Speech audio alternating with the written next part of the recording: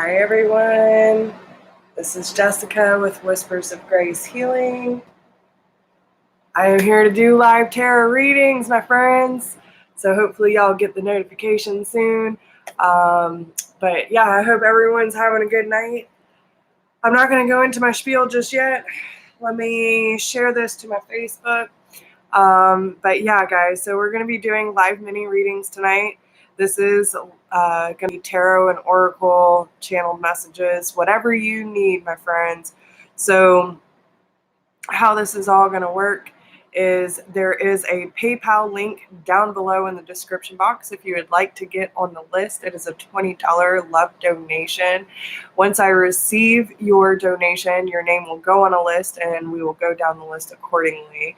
And hopefully we can get you some clarity tonight. I am here to be of service to you, my friends. So let me get this shared to my Facebook. Hope everyone's doing good. If you are new, welcome. Don't be shy.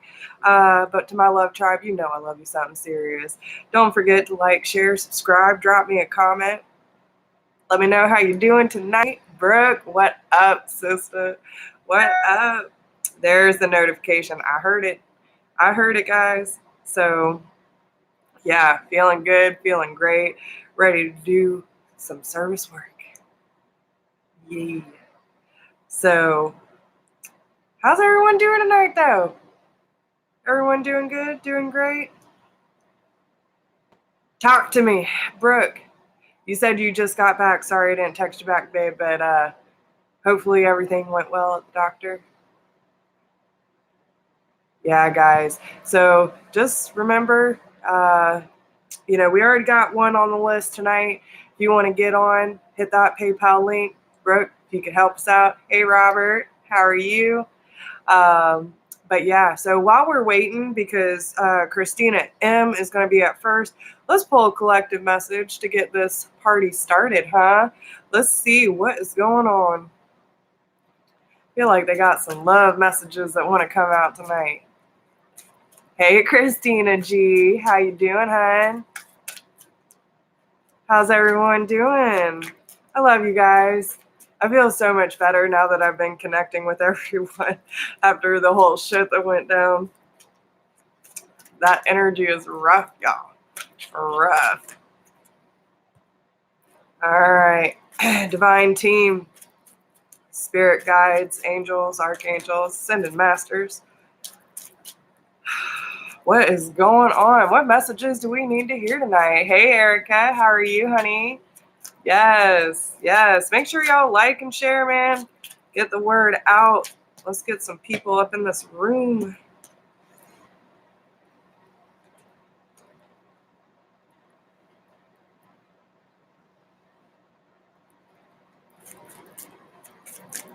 We're just pulling a collective message until we get some people in here. How's everyone doing, though? Y'all doing all right? What's been going on with y'all today? I went to the park with a friend of mine, and it's a beautiful historic park where it's right on the Ashley River. Oh my God, it was gorgeous. It was a beautiful day. Beautiful day. Looks like there's some fun energy going on. All right. So,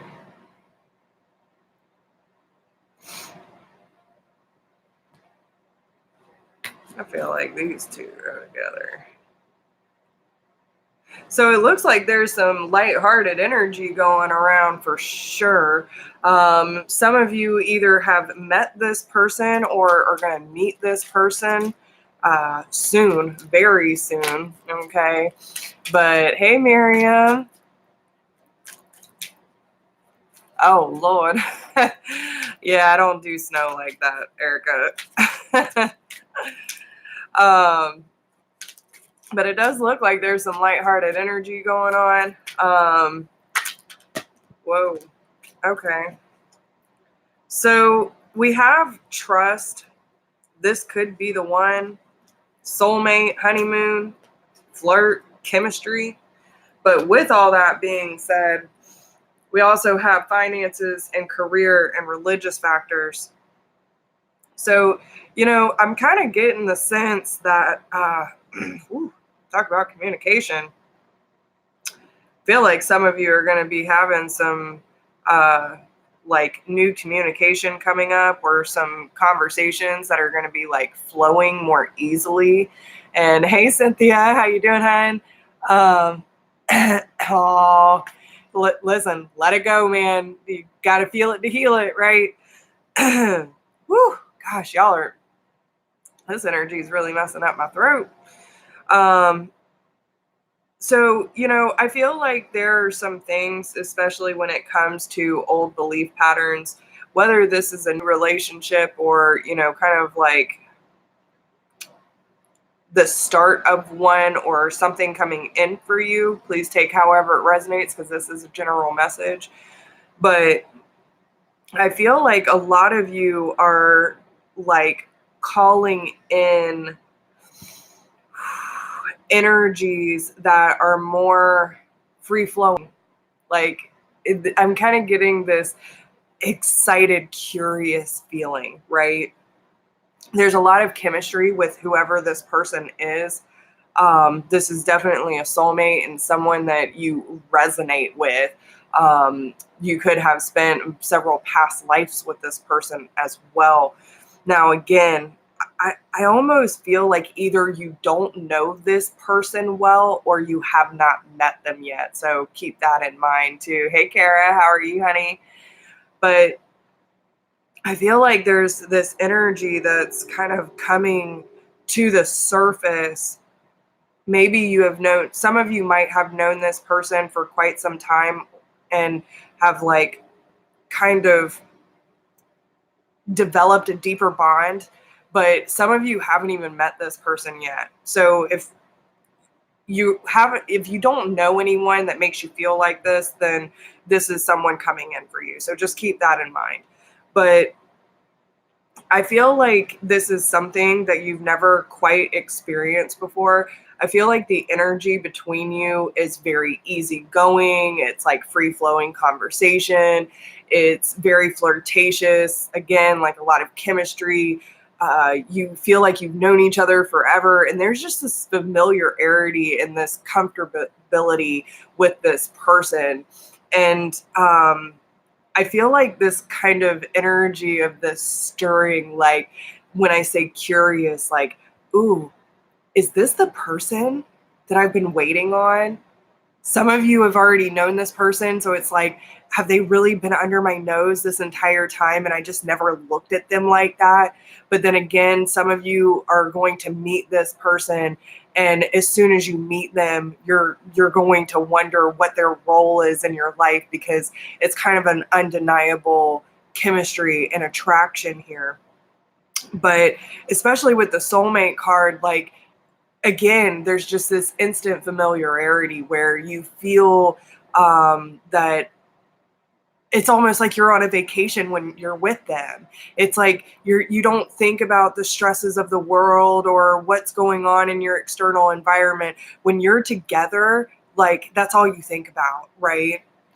And you're so present in this person's presence that it's just easy to keep the conversation going. Like, time passes by and it's like it doesn't even exist. And going back to your regular life almost might even seem mundane. So this person's energy is definitely very exciting for you as well.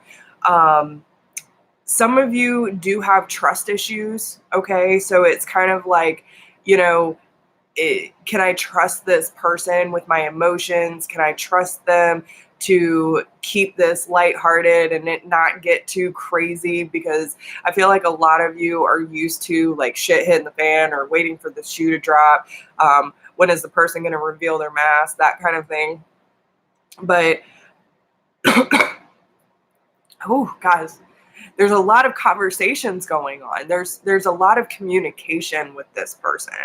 And again, if it hasn't happened, you'll know, because this is like, I almost feel that this is someone that you could stay up like all night talking to, right? And not only do they feel like they could be like a really good friend, but this is also someone that either you're starting to or will consider as a future partner for you. So this is obviously going towards singles or, people who are looking, right? Hey, Colby, haven't seen you in a while. Hi, Aqua Goddess. Hi, everyone. So glad y'all are here. Okay. But with finances and career and religious factors, I feel like especially for those who kind of have trust issues when it comes to love and are a little more guarded with their heart, because I do see the King of Swords here as well. Some of you either might be married or the other person might be married or coming out of a divorce. But I do feel that with the finances and career and religious factors that there's, especially justice being here, there might be some, court proceedings, legal proceedings, these kind of things that are coming into the picture. Maybe you meet this person this way, or this might just be some sort of influence that this person kind of takes you out of by being in their presence, right? But with the finances and career and religious factors, I feel like, especially for those of you who have kind of higher standards, I feel like this person might not,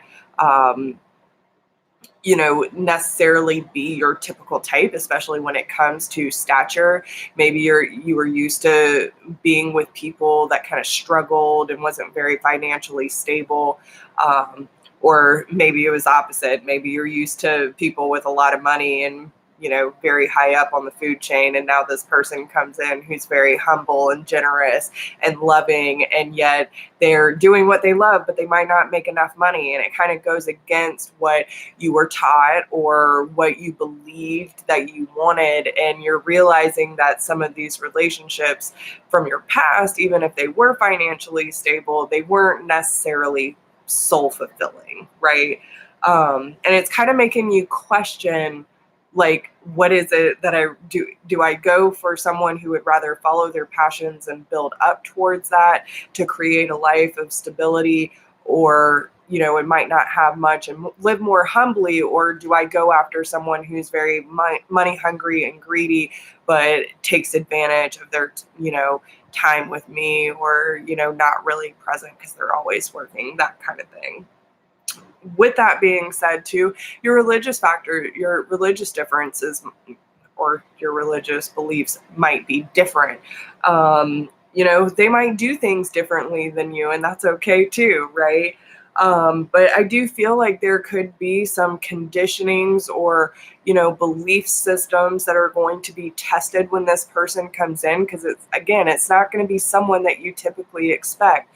Maybe this is someone like you've always said, I'd never go for a person like this, or whatever the case may be, and yet now you're kind of tempted to do so. We do have the Hierophant, the Seven of Pentacles, and the Four of Pentacles, so especially with finances and career, I feel like some of you are very committed to, maybe this is someone you meet through work as well. But what it kind of seems like here is that some of you have been wanting some sort of commitment, but have also been very focused on financial matters, building your business, tapping into your career and really focusing on the monetary needs right now. It's been kind of going on for a while, it seems, but you're working on it. It's like you're building your craft is what I'm hearing. So, especially with the Seven of Pentacles, this takes a lot of patience.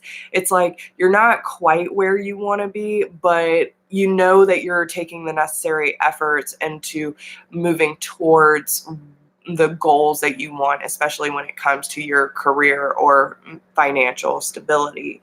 But with the Four of Pentacles, I feel like there might be some blockage, and I feel like this person's going to kind of be an inspiration for you to kind of get that creative flow again, because there's like a resistance. And yet I feel that the some of you who are very, very motivated within your career might be kind of using it as a distraction and something to hold on to, even if you want commitment and like this higher level of relationship status. You might have to kind of let go of being a workhorse, right? Throwing yourself and all of your time into your job and not really having much of a social life. I feel like this person might break you out of that as well. But you could be dealing with a Taurus or someone who just has a higher understanding. This could also be you, but has a higher understanding of like spirituality and their own belief systems and just kind of like this old soul feeling that I'm getting.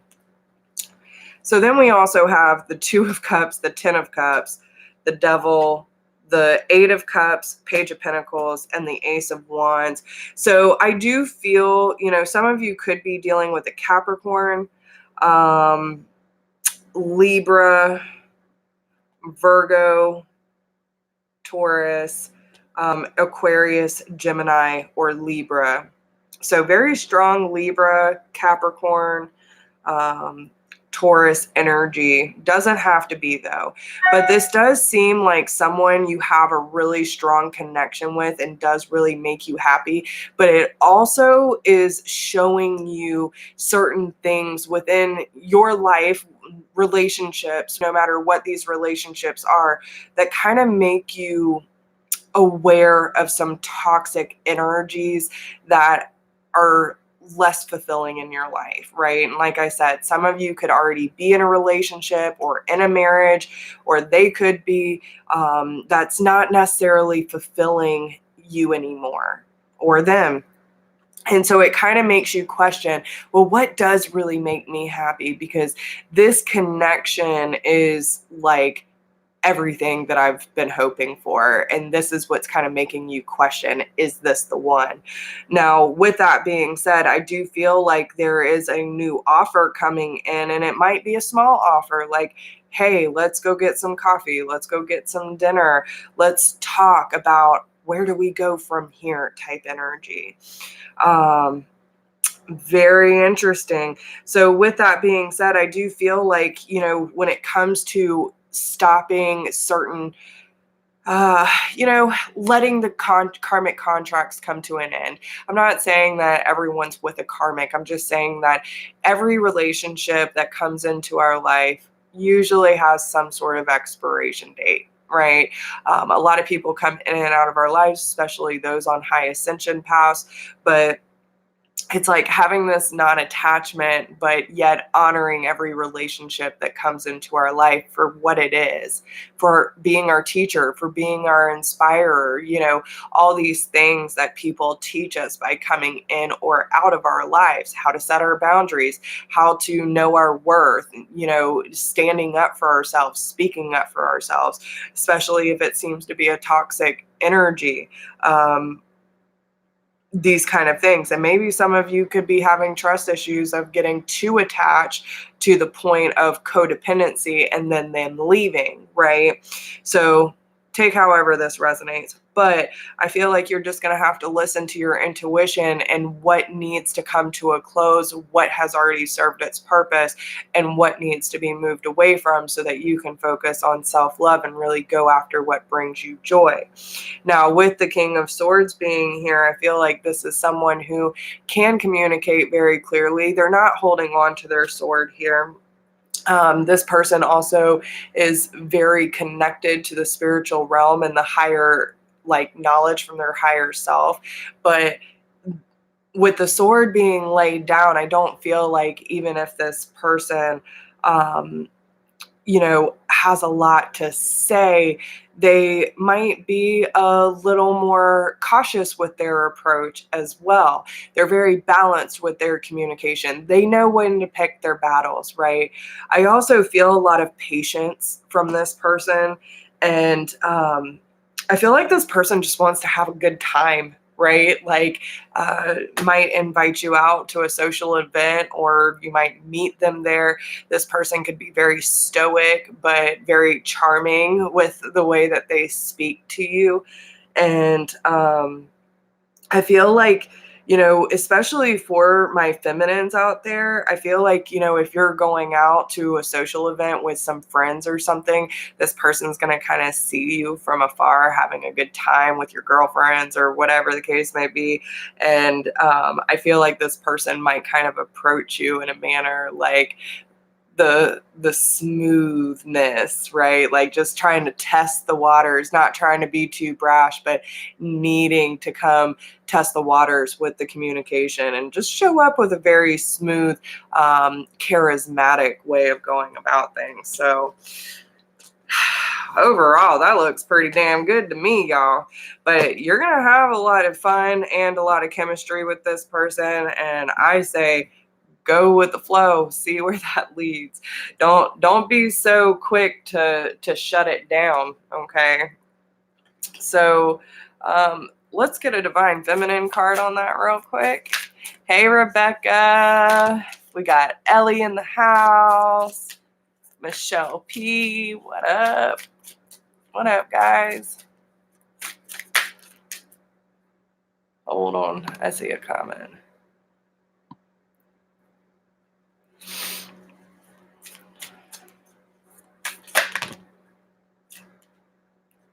Oh yeah, Michelle. I've been up there about 6 weeks so far, but I came back down to Charleston to visit. Where are those? They say read them. Okay, so the patroness of miraculous healing. I am ready to heal. I am worthy of the miracles meant for me. So, you know, especially when it comes to some of the trust issues that you may have from your past and wondering, like, you know, is this real? Can this be real? That type of thing. It's kind of time to really look at, you know, if you're still holding on to any resentment from maybe your family members or past relationships, and understand that you are ready to heal. And if you are looking for a healthy relationship, you got to be healthy enough to accept that when it comes in without projecting your past onto it as well. So then we also have Dakini, the enlightened feminine. My gut instinct is wise beyond reason. I trust my intuition to guide me. And again, remember I was saying you got to trust your intuition, whether this is someone that has the right intentions for you, or if you have to leave a situation that is not meant for you, okay? Now, this one actually showed up earlier in the reading I did earlier today. Ainana, the queen of heaven and earth. I have nothing to hide. I see and accept all that I am. And this is about going within and like loving the aspects of self that might be flawed, right? Because listen, we're human. There is no such thing as a perfect person. So don't put that expectation on someone else. You're going to attract someone either you vibe with or you don't vibe with. You don't have to be the exact same person for it to work out, right? So it's kind of one of those things where you are the bridge, right? And it's like mending these pieces of self where you might see them as flawed, or you might, and again, remember, we're all human, right? So understand that when you go into these shadow aspects of self, which a lot of this has been coming up lately, and most of it is our inner child, right? Our inner child needs so much love right now. We need to have fun. We need to bring joy into our lives. We need to do what makes us feel good and quit like trying to take everything so seriously, or trying to control and manipulate everything to go in our favor instead of just allowing things to fall where they need to fall. But one of the examples that I gave was of the Chinese, you know, way of fixing things. When they have a piece of pottery that breaks, they actually mend it with gold. And it's like you can put those like that loving energy on all these little cracks and these fractures within you that feel broken, that feel lost or damaged, and put that love back into those spaces that need healing instead of looking at them like you are damaged, you are broken, you are flawed, that no one's going to see you or understand you or give you what you need. First, you got to give that to yourself. And then when you get in such like a deep sense of love for yourself, then you won't attract narcissists. You won't attract, which, I mean, some slip through the cracks, but you're going to have enough awareness of self to know I ain't falling for that anymore. They still have their process. Go on about your process. But you don't have to accept it into your reality is all I'm saying. So mend those parts of yourself where you feel like you have trust issues, maybe some inner child work, maybe you need to have more fun. Maybe you just need to live a little, you know what I'm saying? And take some risk, because great love is worth taking the risk. So speaking of which, we have the goddess of all that flows. So I am in an ocean of creative energy. And didn't I say this person's going to bring out more creative energy for you too? So I feel like they're going to be waking up some certain aspects within you that might have been dormant. I give birth to what exists within me. I really like that. Oh, okay. So let's see what they have to say. 94. Hey, bestie. Yo, yo, yo. What up? All right. So Yamojo creates a flow where before there was a block or a stagnation in our life force. When we feel uninspired or stuck in life or in a creative endeavor, from having a child to writing a book, Yamoja is the feminine essence that sets our energy back into motion. As a mermaid, she exists both in the world and also in the unseen depths. She can help us dive down deep into the unconscious or into the collective unconscious and retrieve the hidden secrets or the wise pearls that we need to integrate now for our life to flow again. As the queen of the ocean, she baptizes us to start over, to begin again right now, to let everything become brand new. She encourages us to use water as a ritual to send out our offerings to her, to bless our bodies in a warm bath, or to walk along a body of water and allow its perspective to give us the answer or blessings we seek. She wants to cleanse us of the thoughts that are holding us back. Why do children calm down after a bath? Why do we feel healed or more centered after a nice long soak? Water is the element that held us in the womb, the return to our first and most primal element, the loss of gravity, the freedom of buoyancy. This allows us to release feelings or thoughts of being trapped or stuck. She reminds you to use your tail. You are not of this earth, you are of the sea. So the meditation says, what do I need to bring from out of the depths into the material world? Damn, y'all. That's some good stuff right there. That is some good stuff. Yeah, that was amazing. Hey, Melissa. Oh, wait. Oh, all right. All right. Well, welcome, Melissa. Nice to see everyone. Christina Maria's in the house. All right. So Christina is up first. Hope y'all enjoyed that general message, and looks like it's some good stuff, y'all.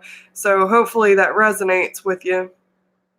So Christina, go ahead and post your question. I'm going to check PayPal real quick, see who else we have on the list.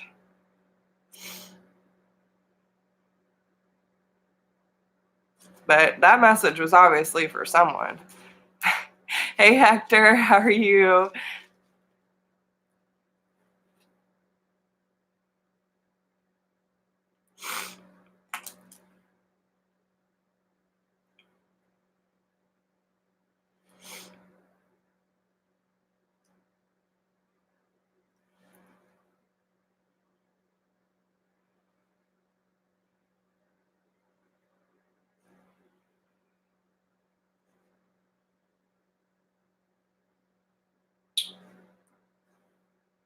wish I was going to hop on there. Okay.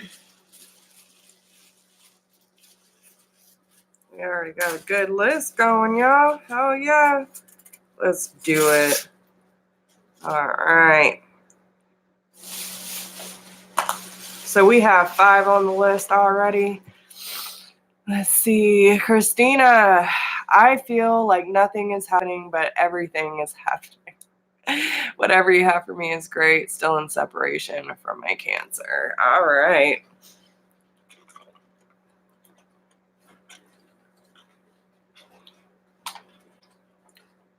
Okay. So, Christina.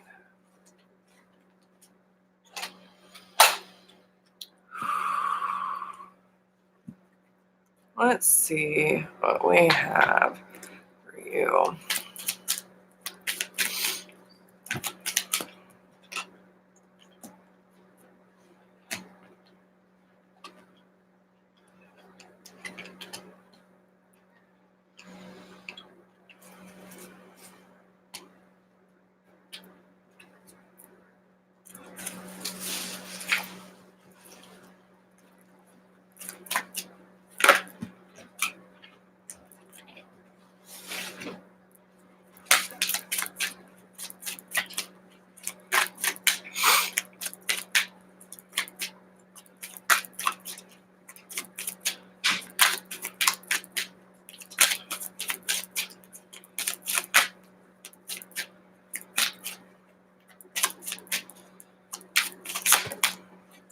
Okay, so there's a couple things that I'm picking up on. Christina, you are currently doing a lot of certifications, like with your Reiki and your practicing and all of that, right?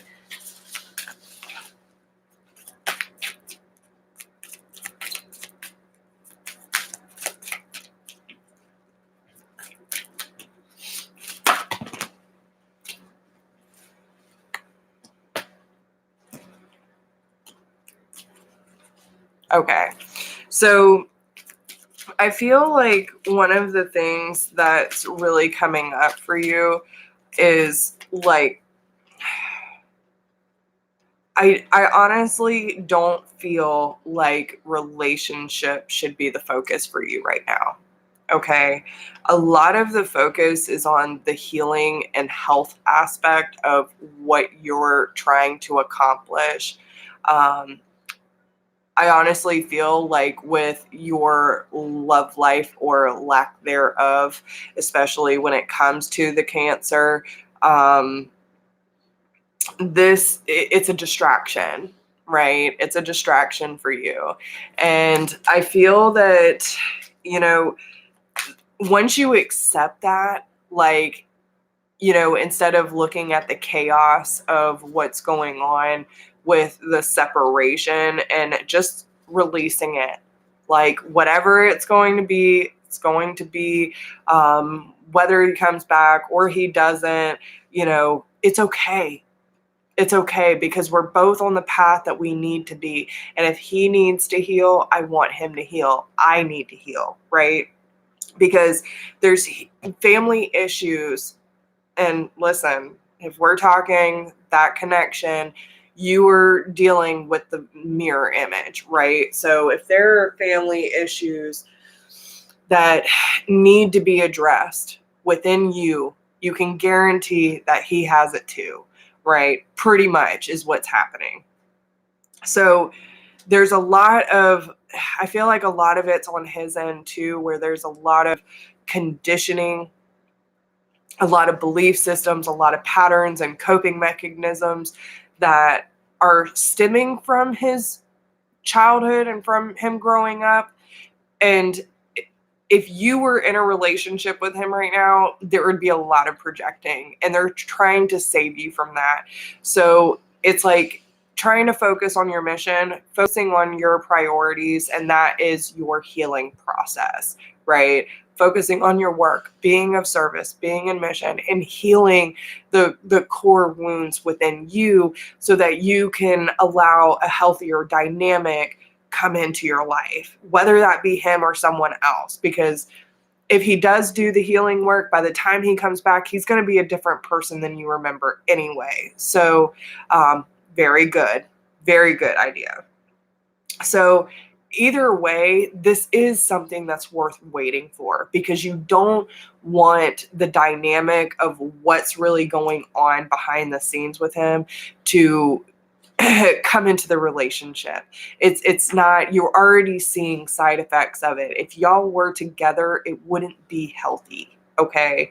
So with that being said, I do feel that, we do have the soulmate and reconciliation card, but I'm almost getting that there might be someone else that's coming into the picture for you. I feel like maybe a couple months, okay? There's 3 to 4 months. Someone else is going to come in. So whether that be him or someone else, but I feel like it's a completely different energy than what I'm picking up from him, okay? But we do have the reconciliation card, so this could be either someone from your past or someone that you've spent past lives with. And I really do feel like this is someone that you have a very strong bond and familiarity with, okay? But you need to come to this place of inner peace, right? You need to get to this point where you're good. Like, it's not about the outcome. It's about where you are right now and feeling satisfied with what you're doing with your life, right? So this is also going to help your energy levels. It's going to help your sleeping patterns, I'm hearing. Okay, so I don't know if your sleep has been off, but I feel like the more that you work on this, you're going to notice a huge shift within your energy and within your health. Okay, but it's also going to be like this sense of comfort, like not leaning on anyone in your external environment to comfort you through this transformation. It's about leaning on your spiritual team or your tribe to help you through basically the breakdown to you freeing yourself of all these past conditionings and patterns. Okay, it's like a lot of habits that have been in play for quite some time that you feel like it's just a part of your personality when it comes to relationships. Like, I feel like when certain people come into your life, you almost take on like a different sense of energy when you have like a person of interest versus like you just being with your friends or your sisters or whatever the case may be. And it's almost like it's a defense mechanism to, like ruffling up your feathers type energy. But this is a part of your transformation of accepting, knowing, and portraying truly who you are in all aspects, regardless of who is presented right in front of you, right? It's not trying to be something that you think that the person wants, or, how you've had to act with people before, or, how you had to pick up certain traits and those kind of things to, act like I'm good, I'm independent, I don't need you, but you interested? You know what I'm saying? Like, it's kind of that energy. And there's a big transformation and a big shift taking place within this dynamic of your relationships, which is ultimately going to lead to this cleansing of the way that you react and respond within your relationships, no matter who that may be. That's going to open you up to a higher level of commitment, not only with self, with spirit, but with your romantic partners as well. So, those are, hey Nita, so $5 to ask 2 questions. That I do for my private readings. We're just doing mini reads tonight, so it's $20. If you want to do the $5, that's actually for Pendulum, so you'll have to schedule a private reading for that one. Okay, I don't have my Pendulum with me tonight, sorry.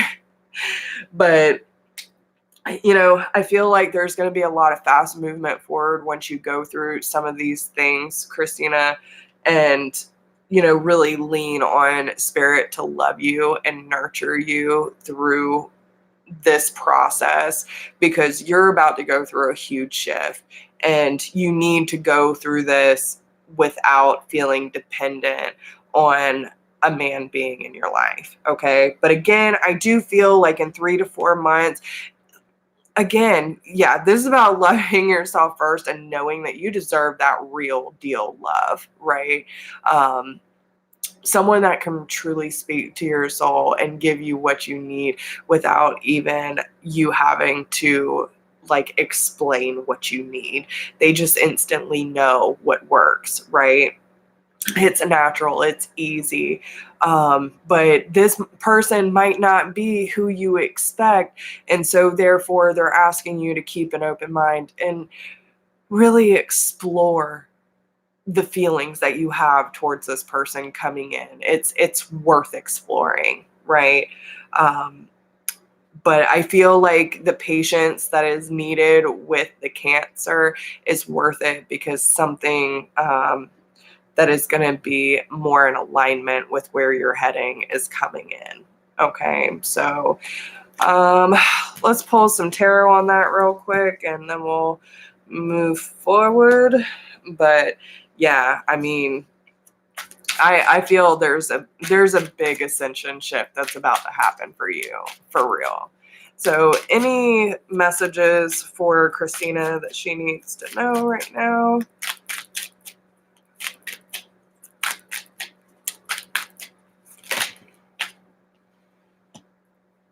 Yeah. And okay, so with the King of Cups, this is definitely talking about your Cancer. So with the World card being here, they're definitely going through significant shifts too, but they're having to face the illusions and the choices that they have made. Like, I feel that they have made certain choices that they have kind of made up a certain storyline to justify what choices they have made, even though they're not satisfied with it. Like, oh, well, I didn't have a choice. Everyone has a choice, right? But I feel like there are a lot of cycles that are coming to a close with this person, whether that be between the two of you or just in the personal life of him. But it's like you have to close out the old chapters before something new can enter, and both of you are cleaning up certain things that are really leading you back to self, like that self-love, that overflowing cup, setting your heart free, knowing your true desires, and quit bullshitting around, right? Like, oh, I can't see clearly. I can't think clearly. I don't know what decision to make. But yet we all have to make steps forward, right? If we stay stagnant and it's their choice and yours, like either you keep moving and they move along with you and eventually meet up later down the road, or you don't. That's okay too. But either way, you both activated something within each other that really started the whole the path back to self and loving on yourself so freaking hard that even through all the smoke and mirrors and all the crap that felt like it was a burden, really led you to, it was a sacrifice that had to be made in order for you to know how to love yourself properly, right? So but yeah, I feel like he's made some choices that he's kind of regretting. And, now he's having to realize where his heart really lies, and he has to choose himself, because he probably made some decisions based out of fear, guilt, and obligation. And now it's kind of backfiring. So, he has to get back in connection with himself and with God. And that's what's happening. And it's happening for you too. So, I hope those messages help, girl. Yeah. Yeah, if y'all haven't checked out Empress of Duality, my girl Brooke, she's amazing. Ready for some new videos? Okay. Danny from Northern Comfort Tarot is amazing as well. Is my soul bro. And y'all go check out Satnam Springs. They're amazing too. Dewey and Ellie are absolutely amazing, and they have a group on Facebook as well where Kara.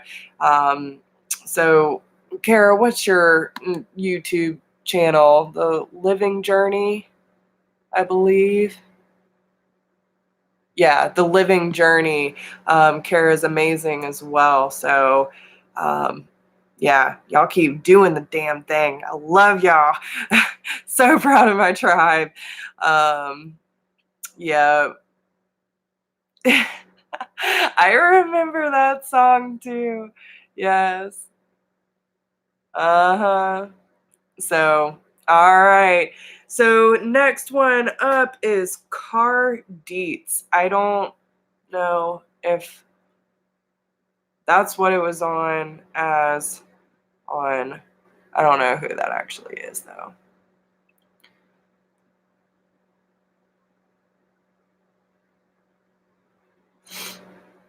So, whoever donated under car deets, go ahead and post your question, please. Michelle, comment on there. I'm going to give you the cash for it. So, right, Michelle. Okay.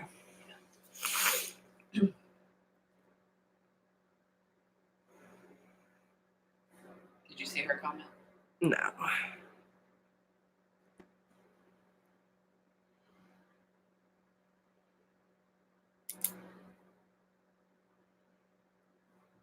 Oh, that's Colby. Okay. All right, dude. What's your question? How you doing, by the way? I feel like I haven't seen you around in forever.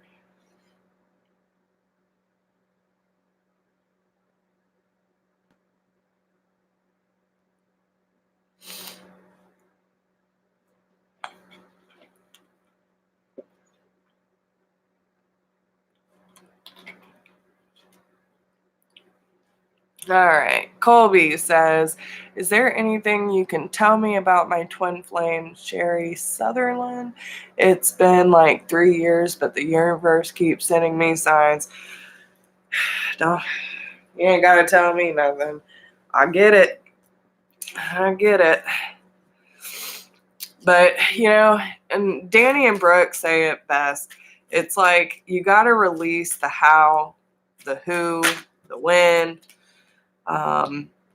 and just go about your journey, guys. Like, the energies are always going to be there, especially for those that are truly your twin. Those, it doesn't just go away, but I feel like a lot of people really over romanticize or kind of stay stuck with the energies. And I'm not saying Colby's doing this, but I just feel the need to say this, where I feel like you get activated, and then we all go through this obsessive phase, and then we go through this resistance phase and all this kind of stuff. But it's one of those things where we get so caught up on it, and if we're not in a vibrational alignment and we go into separation for long periods of time, then we kind of block ourselves from people that need to come into our life that could be very good for us, because we feel like we should be with our twin. So just kind of throwing that out there. Yes, good. Glad to hear that. All right. So let's see. Dear team, what do you have for Colby when it comes? And, the first card that came out was forgiving and learning. So there might still be things that you need to clean up when it comes to your twin. If there's any,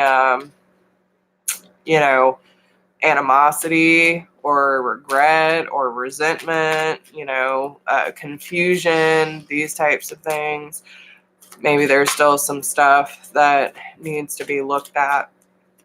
But what does Colby need to know about his twin flame, Cherry Sutherland?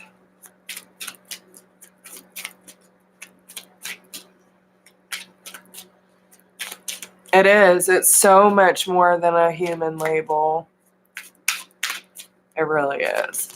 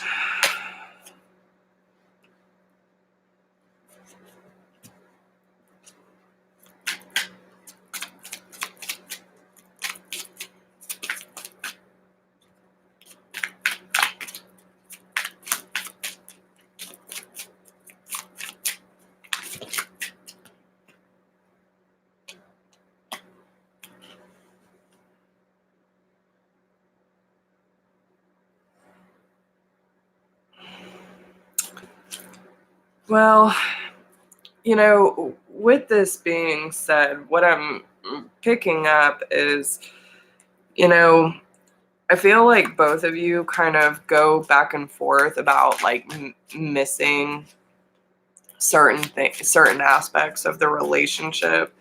I feel like there's a lot of outside influences, especially when it comes to your counterpart, of like listening to too many people and outside influences that are kind of misguiding them. Okay. And I feel that there's just seems to be this unhealthy balance, and it keeps kind of going in and out of like wanting to move forward, but then pulling back. With that being said, the whole cat and mouse game is being brought to the forefront because, and I feel this is more on their side as well, that there's just like this immaturity, like this inner child, but it's still like she's still more in that childlike energy where, you know, it's kind of like this playing on energy that I'm feeling. Okay.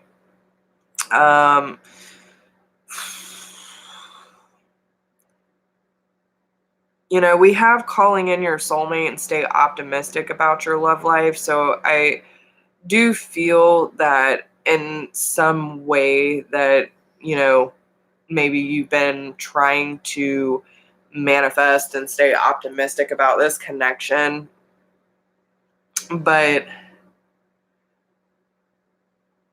I feel like you also need to look at what's right in front of you, right? Like how is she showing up in the connection?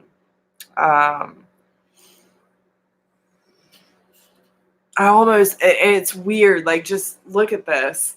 Look, can you see what I'm doing to myself? I'm like, it's almost like this anxiety, this nervousness. I feel like I want to scratch. I'm crawling out of my skin type energy. I'm not really.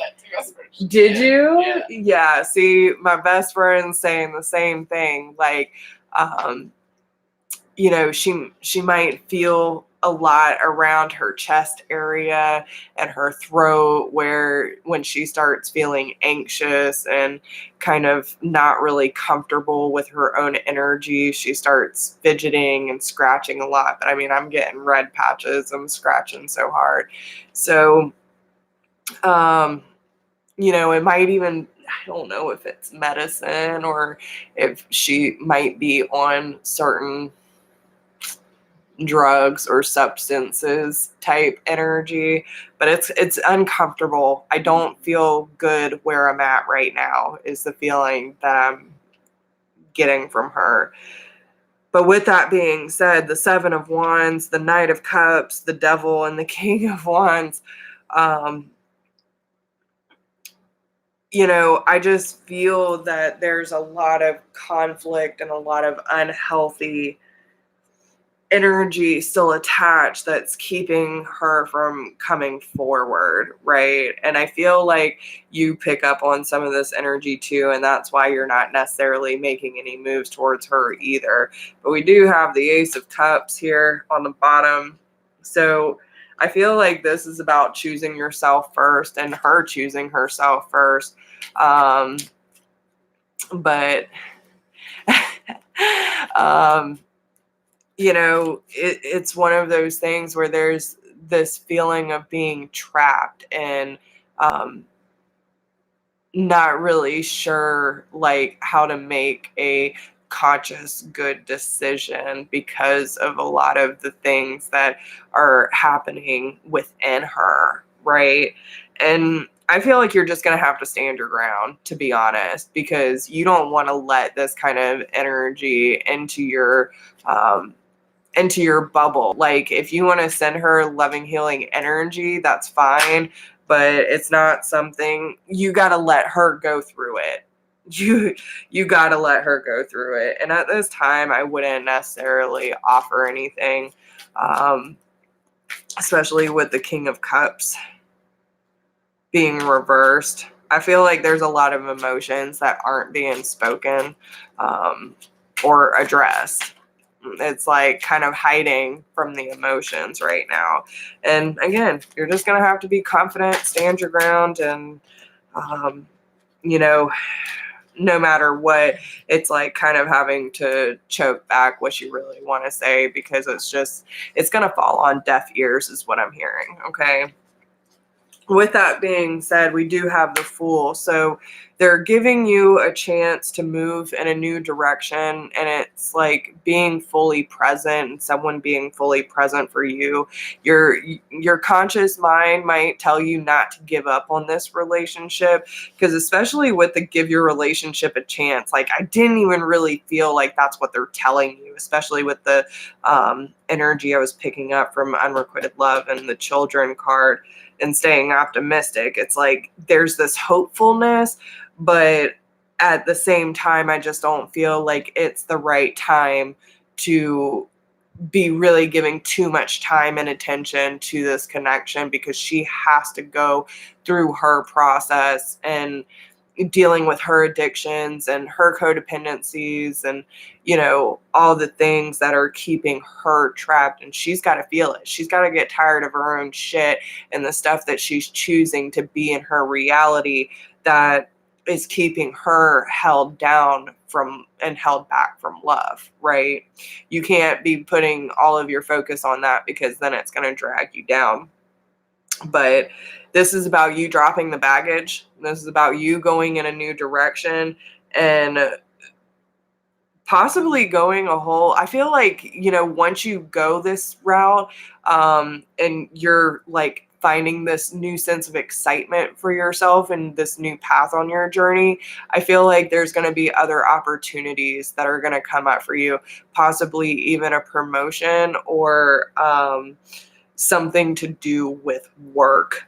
Okay, so is there anything else he needs to know? Yeah. And just remember, and this is one of her lessons too, she's not a victim, right? Like the whole wounded warrior being guarded and putting up walls and all this stuff. Like, I feel that once you move in this new direction and these opportunities start rolling in for you that are going to bring abundance, then you're going to realize that where you're placing your energy that wasn't absolutely necessary. It was more out of a pride or ego type sense. You know, it happens. But it's kind of like that validation too. Like, you feel this strong connection. You want to know that you weren't the only one feeling it or whatever the case may be. But you kind of realize the parts of self where either your pride or your ego in the wounded ways of your past were kind of blocking you off, and you start to see these things more clearly. And that's the process she needs to go through as well. Okay. So let's, sir. Let's get one of these. Let's get an advice card for Colby, please. Yeah. I love you, Brooke. Let's get some advice for Colby.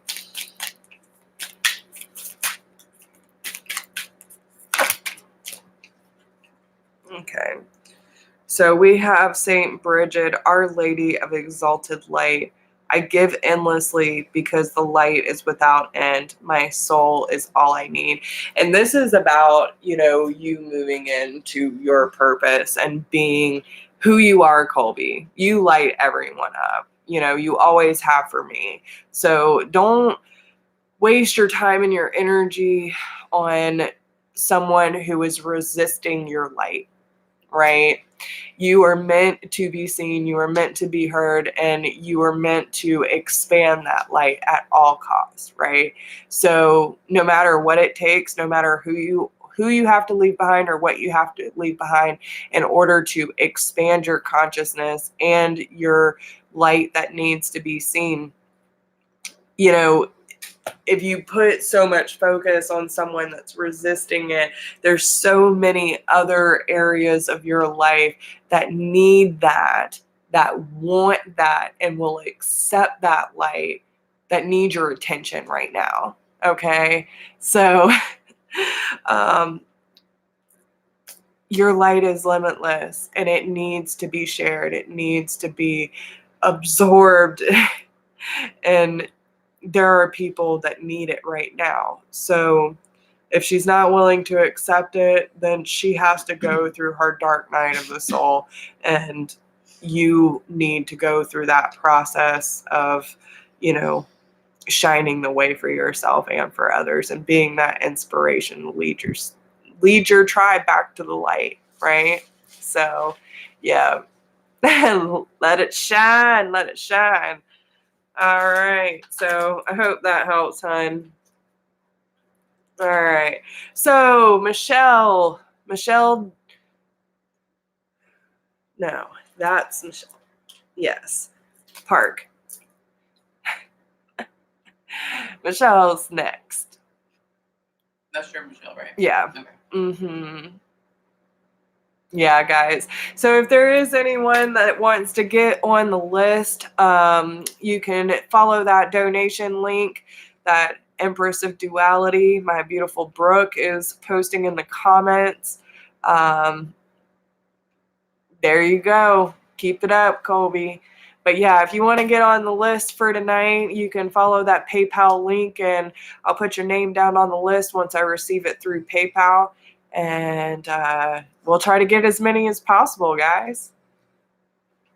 All right. Michelle says, I want general guidance from Spirit. Okay. Where do we want to take my girl? They pulling out the past life cards. I knew I needed all of mine today. Good.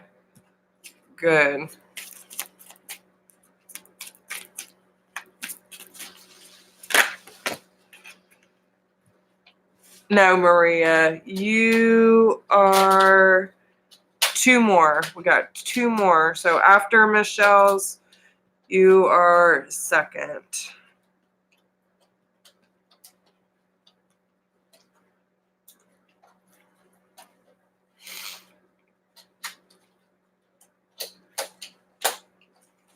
Okay.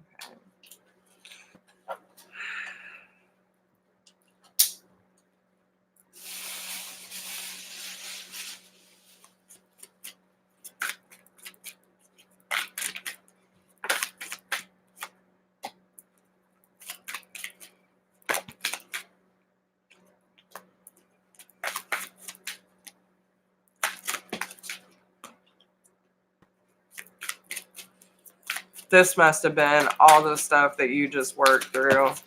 I don't know if there's some things that you might not have seen. And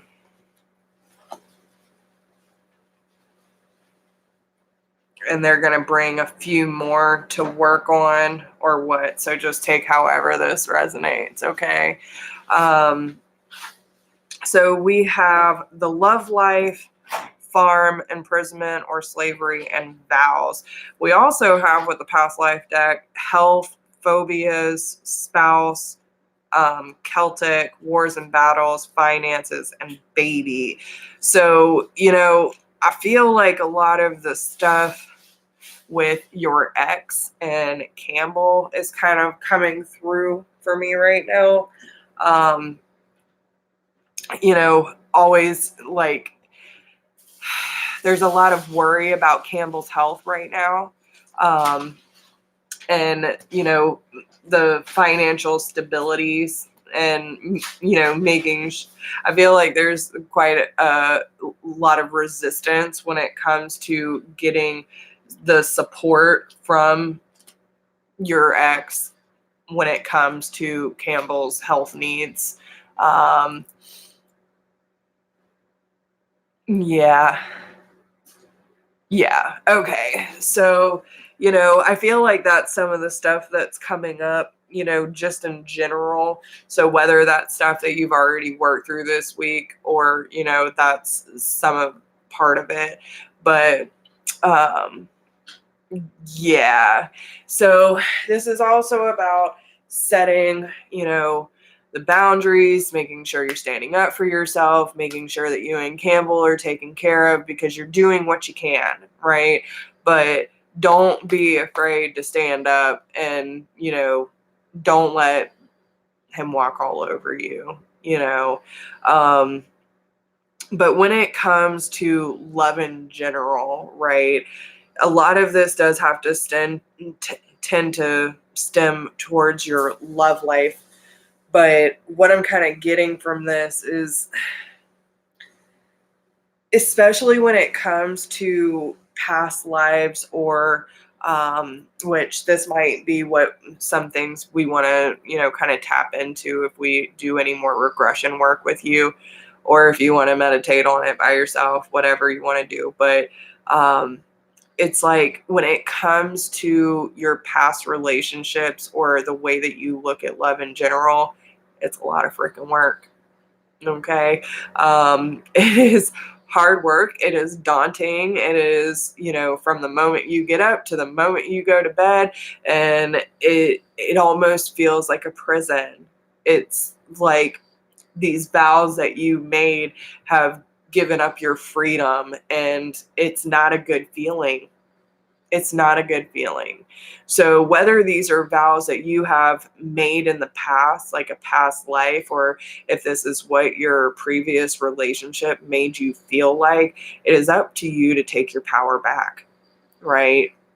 And understand that any relationship that you decide to get in after this, you should be free. You should have your freedom. You should have your own individual needs met, but you should also have someone that encourages and supports that for you as well. To not feel like you have to do anything out of guilt, fear, or obligation, or just because you're committed to someone that you are their slave or their worker, or, that you were indebted to them for any reason. That's not healthy. And you need to get kind of to the root of the issue of where that really stems from. Whether, you kind of watched a loveless marriage when you were younger, and, people getting married weren't getting married for the right intentions. And it was just kind of like a loveless marriage where, the wife cooks, cleans, and, is the sex slave and does whatever the husband says. And, you shut your mouth and you just be like, it's not a good feeling what I'm getting from, the kind of work and effort that it takes to feeling imprisoned, feeling stuck, right? And not feeling like you have any freedom. And just because the vows were made, you feel like there's no way out. And maybe that's some of the resistance and the fear of the conditionings and the societal standards of when you get married. Like, oh, but I made this vow till death do us part. Listen, God never wanted us to stay in an unhealthy, abusive relationship where we weren't being provided for mentally, physically, or emotionally. That's not God's way. Okay, so let me get that clear. Marriage is not supposed to be a prison. So, anyway, had to get that out real quick. You know, there's a lot of the codependency and deception. You know, it's like getting attached to certain things, doing more than you should, and feeling like you can't really be yourself, right? Where the part of you just wants to be in the moment and enjoy what's going on around you.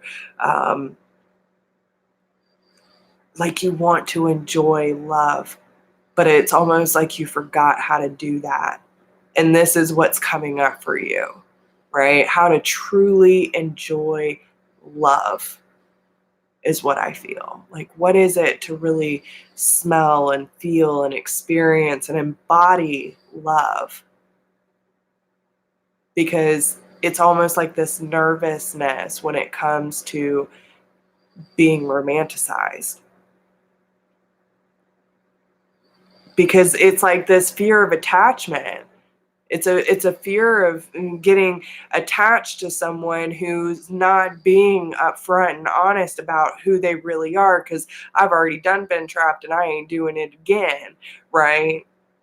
These are kind of some of the things that need to be worked through so that you can see clearly for what it is, instead of falling back into the trap of your old ways and belief systems, right? This is why, like, a lot of the love yourself first is coming out, because you have to understand who you are on a core level. All right, Ellie, love you, girl. You know, making the effort to putting all of the all of the effort that you are willing to put into a relationship, to be a good wife, to be a good girlfriend, to be a good friend, that kind of effort needs to go into self, right? Love on yourself a little more, girlfriend, okay? Like, doing what you wish your partner would have done for you and that you want from your partner in the future, like getting your feet rubbed, or, doing something, do a spa day, right? Go for a walk, ground yourself, like, tell yourself how pretty you are. Even when you just wake up and you still got morning breath, like, damn, girl, your breath be kicking, but you so sexy. Okay. Like, be silly with yourself too. Understand that you got to give your relationship with self a chance, is what I'm saying. Okay. And once you develop a deeper bond with yourself, then you're going to understand what it is that you're really looking for when it comes to a romantic partner. Yeah. Yeah. And it very well could be. So especially with him being your twin, if this is something that or feel that needs to be addressed within you, then you can almost guarantee that that's going to be mirrored back within your counterpart as well. So it's like, the deeper relationship you can have with yourself, then you're giving him that space too. So let's pull some tarot, and then we'll pull some advice. Yeah, I feel like there are some things. We do have the Wheel of Fortune on the bottom. I do feel like, you're really going to have to start trusting your other senses when it comes to making any necessary decisions, especially when you're in the thick of it. Okay. with the Star card being here and the Two of Swords, I feel like there are going to be decisions that need to be made. But again, you're going to have to make some decisions based off of your other instincts, especially when things start to get a little tougher, right? So, hey, Teresa, how are you? So I'm not doing pendulums tonight. I'm only doing the $20 love donation mini readings. If you would like a pendulum question, then you can email me and we'll get you set up for that, okay? But yeah, Michelle, I do feel that especially with the Judgment card and the Three of Wands being reversed here, I feel like there are certain things that are just not being faced at this time, especially when it comes to your DM. It's like they're kind of hiding from a certain they're hiding from certain things that they know they need to do in order to move forward, but it's like they're scared to take that next step. Yeah, we have the High Priestess, the Page of Wands, the Sun, the Six of Cups, the Four of Wands, the Chariot, the Queen of Cups, and the Four of Pentacles. So, I mean, listen, he's fully aware. He's fully aware of what you mean to him. Okay, it's like, but the same battle we're all going through, right? We've all been going through it, guys. But you know, there's a time when we need to go through the process ourselves and when to know, like, especially for people who have a hard time asking for help, right? Sometimes we need to call on our friends to help us. And usually we know who can help us through that process, but we also have to choose wisely because not everyone has our best interest at heart, especially people who are still hanging around low vibrational people. You hang around low vibrational people, you're going to get low vibrational advice, okay? But either way, he knows exactly, like, everything about his intuition is kind of showing him what he has walked away from before when it comes to you, and that's his happiness. That's his sun. That's you know, you brighten his damn day, okay? And yet he knows he's walking away from this and he's being resistant towards the change because, like, with the Six of Cups, the Four of Wands, and the Chariot, like, he knows that you are a deep, genuine, loving person. To him, there's really nothing wrong with you. It's his own resistance that's causing this stagnation within the connection, okay? And again, you know, it's vice versa. Like, it's one of those things where he's going to eventually get to the point where Spirit's going to make him uncomfortable to the point of, like, clearing the slate of the things he's been holding on to, whether it be belief patterns, coping mechanisms, you know, whatever it is that is stagnating the movement forward when it comes to you. And he's going to have to face that. He's going to. We all are. We all have to face our shit. So, and Kendra, are you asking if you can still get on the list? I got time, girl. I got time. All right. So, advice for Michelle. Let's see what we have. So, Diana, Queen of the Wilderness. The language of the natural world is the frequency of love. This is my mother tongue. So, you know, the language of the natural world is a frequency of love. This is my mother tongue. You know, I feel like this is about communicating, you know, just love. The way that you are, the way that you, like, this loving, nurturing energy. Everyone sees it, okay? Everyone sees you as the Queen of Cups, all right? But I also feel like it's about having those clear intentions and not being afraid to have a clear direction and go hunting if you need to, right? Like, you're not afraid to go after what you want.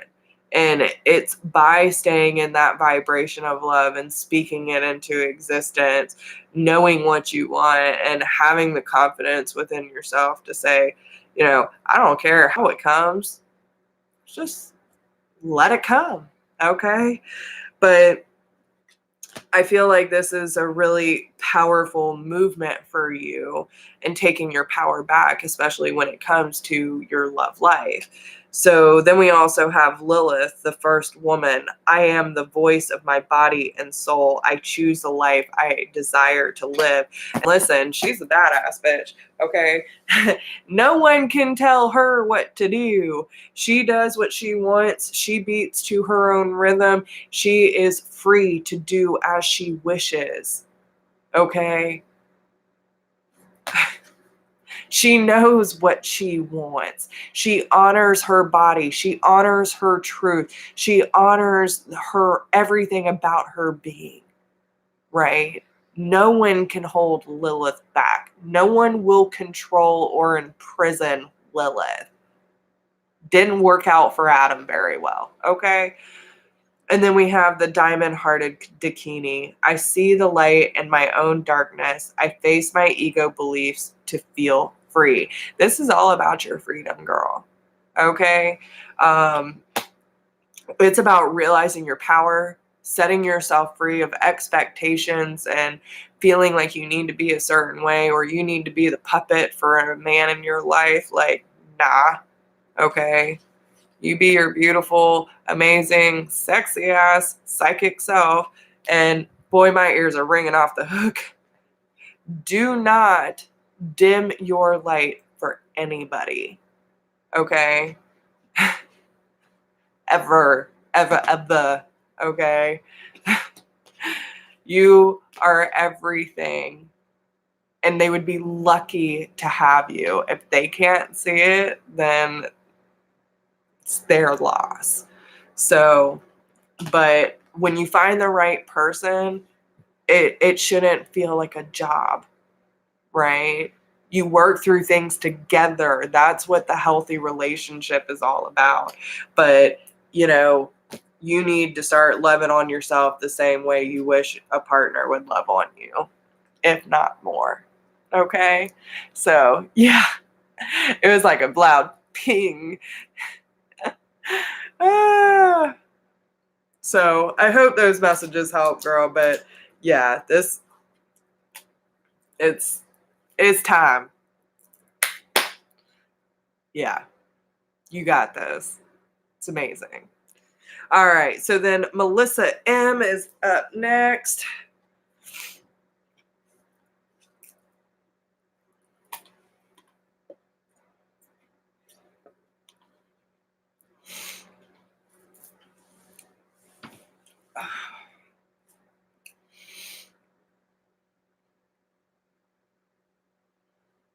Yeah. Yeah, and it is. I love you too. It is time. Yeah, you got to see it first. I mean, I think back to so many times where, I have been told my entire life that I had a bright light, and I never saw what people were talking about until I started this process, till I really started loving on myself so hard that it's like, I see my own glow. I know my own worth. Sometimes I trip up and that's okay, but for the most part, I am good. I love myself. I love what I do. I'm following my passions. I'm confident about my abilities. I trust my truth. Like, I wouldn't trade that shit for the world, y'all. I mean, it is. I love my light and it deserves to be seen. So keep doing you, boo. Okay? You got this. All right. So Melissa says, I have been feeling really off and disconnected as well as other things lately, and I want to know what is going on. Girl, everybody. Everybody is going through this. You know, it took me coming back to my hometown to a whole nother state away, 5 hours drive, and you know, things forcing themselves in my face for me to realize what was actually going on. So just a little backstory in case you haven't watched my other videos. But it is like there's a lot of the 7 deadly sins that are being portrayed right now. I don't know where you're at on your journey, if I sound crazy or not, but it's the truth. So a lot of people are feeling disconnected. A lot of people are going through lustful stages, times of lethargy, gluttony, like excessive eating or drinking. There's a lot of pride, there's a lot of ego, there's a lot of greed, all these things that are going around that are like rearing their ugly face. And whether it is within us or our external environment, there's a lot of there's a lot of shadows coming out and manipulating the energies around us. Okay, it's trying to distract us because we're ascending. Right?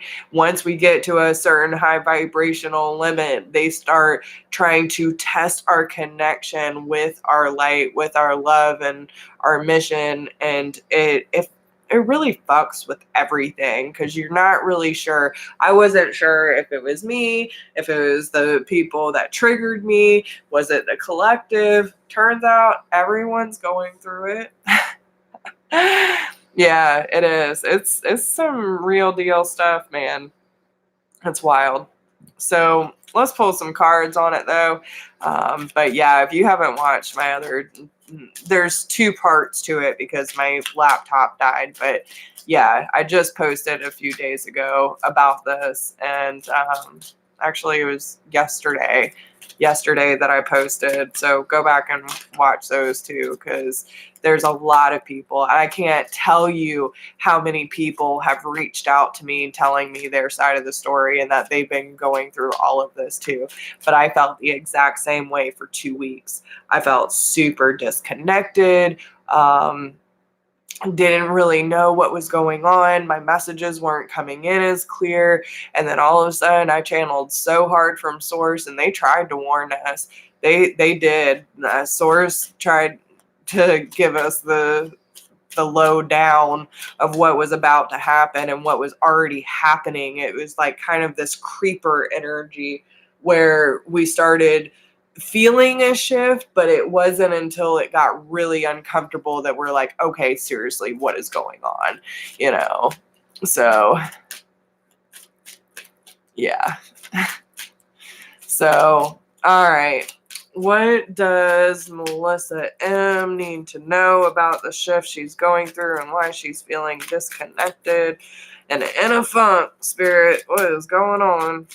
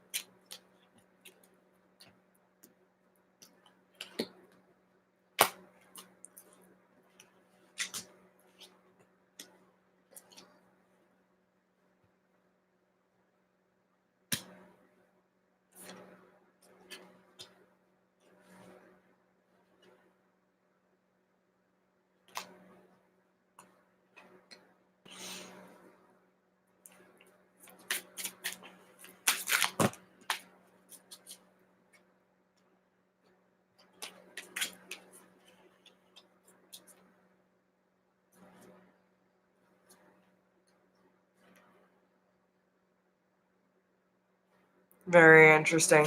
You know, and Kara and I were having this conversation yesterday as well. How a lot of people that are drawn to this channel or to this tribe, like let's be real, guys. We wouldn't be we wouldn't be affected so hard by these energy shifts and from the collective energies if we weren't basically the knights of light, if we weren't the warriors that were meant to take like a huge load of this energy to transmute for the collective. Okay. So I'm not sure if you fully understand or know your powers. Even for me, I have a good sense of it, but I'm still not sure of everything that I'm capable of. I just know there's a lot of responsibility, right?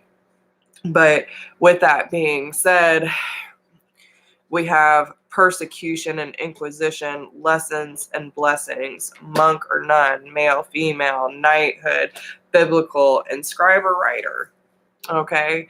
So, especially with the biblical and the knighthood being here, the monk or nun taking vows, being the person that no matter what role you have to take, whether that is your loving, nurturing side or that is your authoritative, go-getter side, the divine masculine or divine feminine, whatever role you need to play in order to get your mission statement across for the highest good of not only yourself, but for the rest of the collective.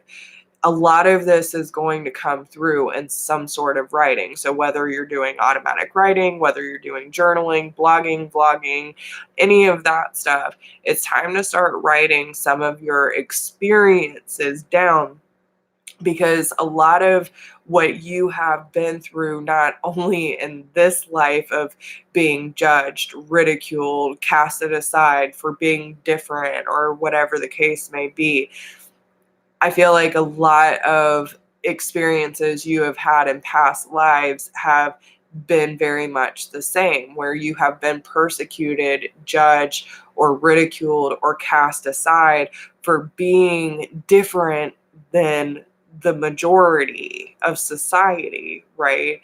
And this is part of your lesson, but also blessing, because it also helps you understand, yes, you're staying with you in your authentic reality and making sure that you commit to being your true self and staying on mission, even if you're aware of it or not. But you might realize that the more you get into your journey and writing down what your experiences are, whether it be good or bad, there's a lot of power in your words. Okay. So what I'm seeing here is with the success card, receptivity, harmony, inner peace, learning, liberation, infinite potential, and the internal light of love. I'm going to read that one, but I feel that especially with the lessons and blessings card, there's a lot of to do with timing.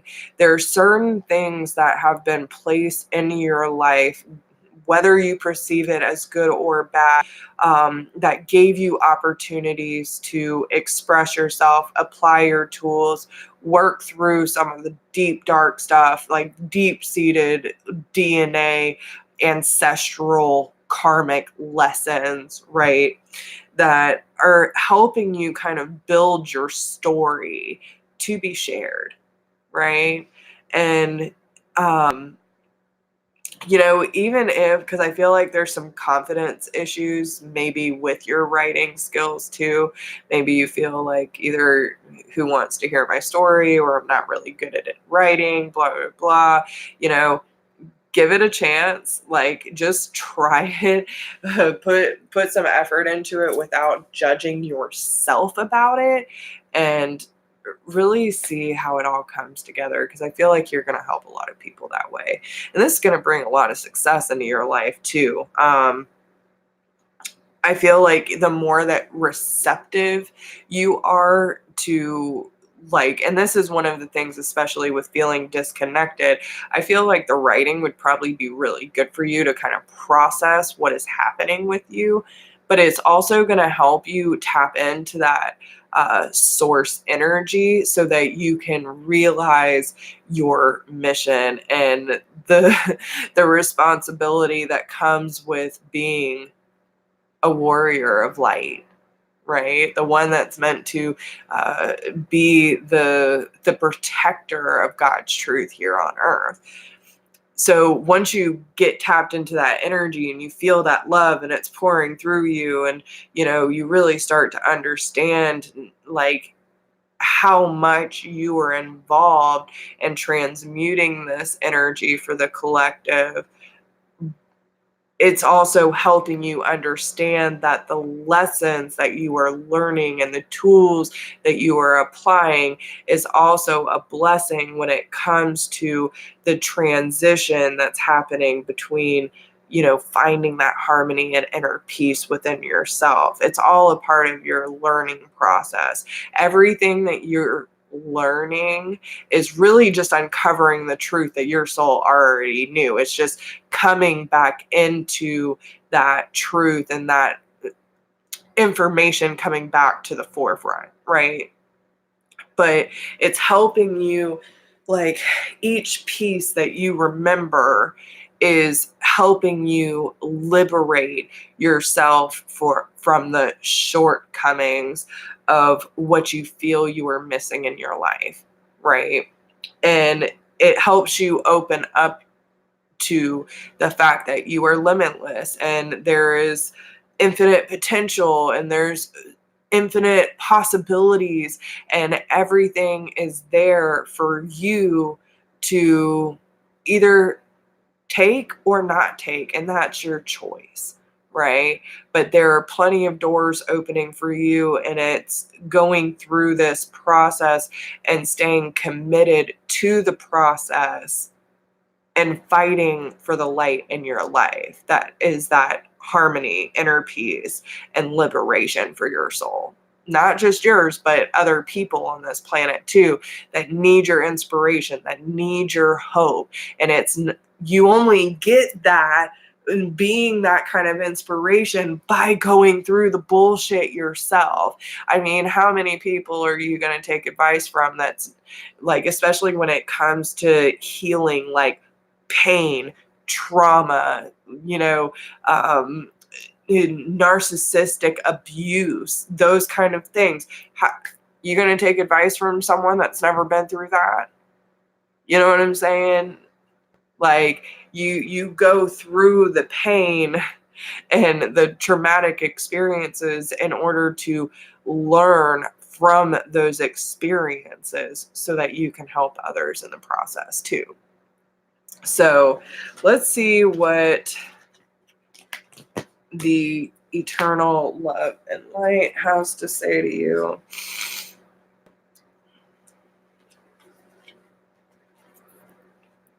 So I don't know if this picture will mean anything to you, but it's definitely, you can see this person standing in the middle with her sword held high, and here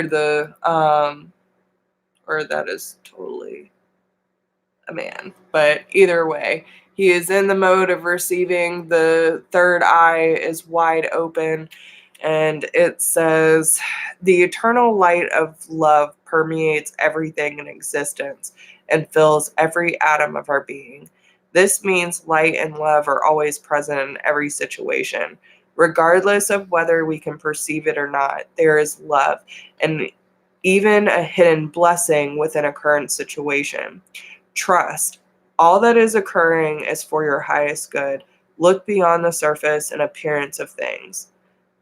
And say this to yourself: I trust in the eternal light of love, which stems from my soul in the heart of all creation. I trust in the eternal light and love within every situation I find myself in. I trust in the divine light. Okay? So I hope that helps you, gives you a little clarity. But yeah, that's totally what's going on. And listen, a lot of us are realizing this as our truth too. And, it's not always fun, but it's always worth it in the long run. So, yeah. I hope that makes sense for you. All right, Maria is up next.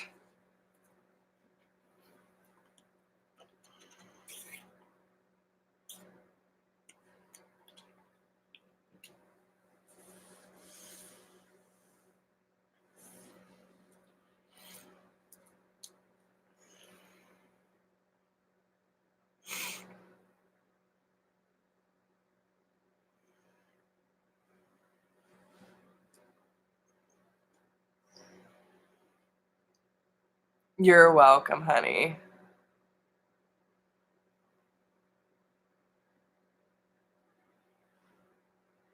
Always.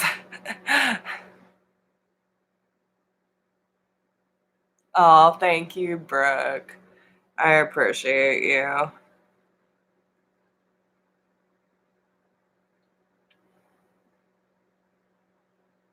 Yeah.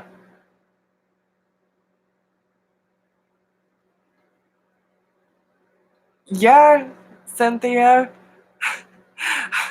I love my sweet tea. I haven't had any in forever, but I decided to get some tonight.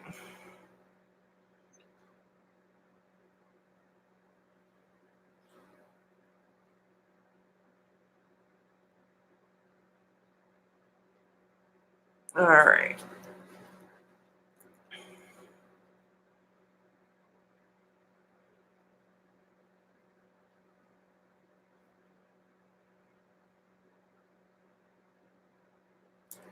All right, y'all. List is closed.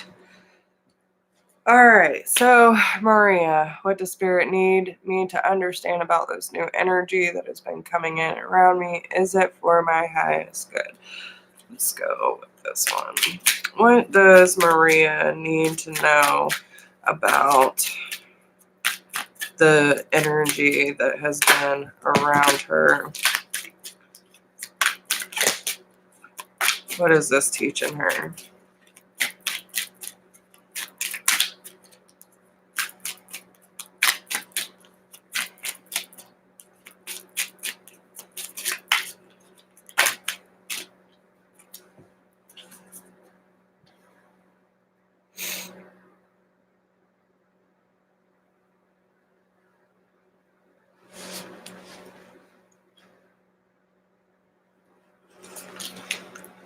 Okay. So, time to get grounded, girl. Okay. And I was watching one of Water Baby's videos today that our friend sent to me, and she couldn't have been more accurate, guys. It was wild. But, it's when we're in this like super emotional body that it really causes a disruptance and really starts to distort some of the energies.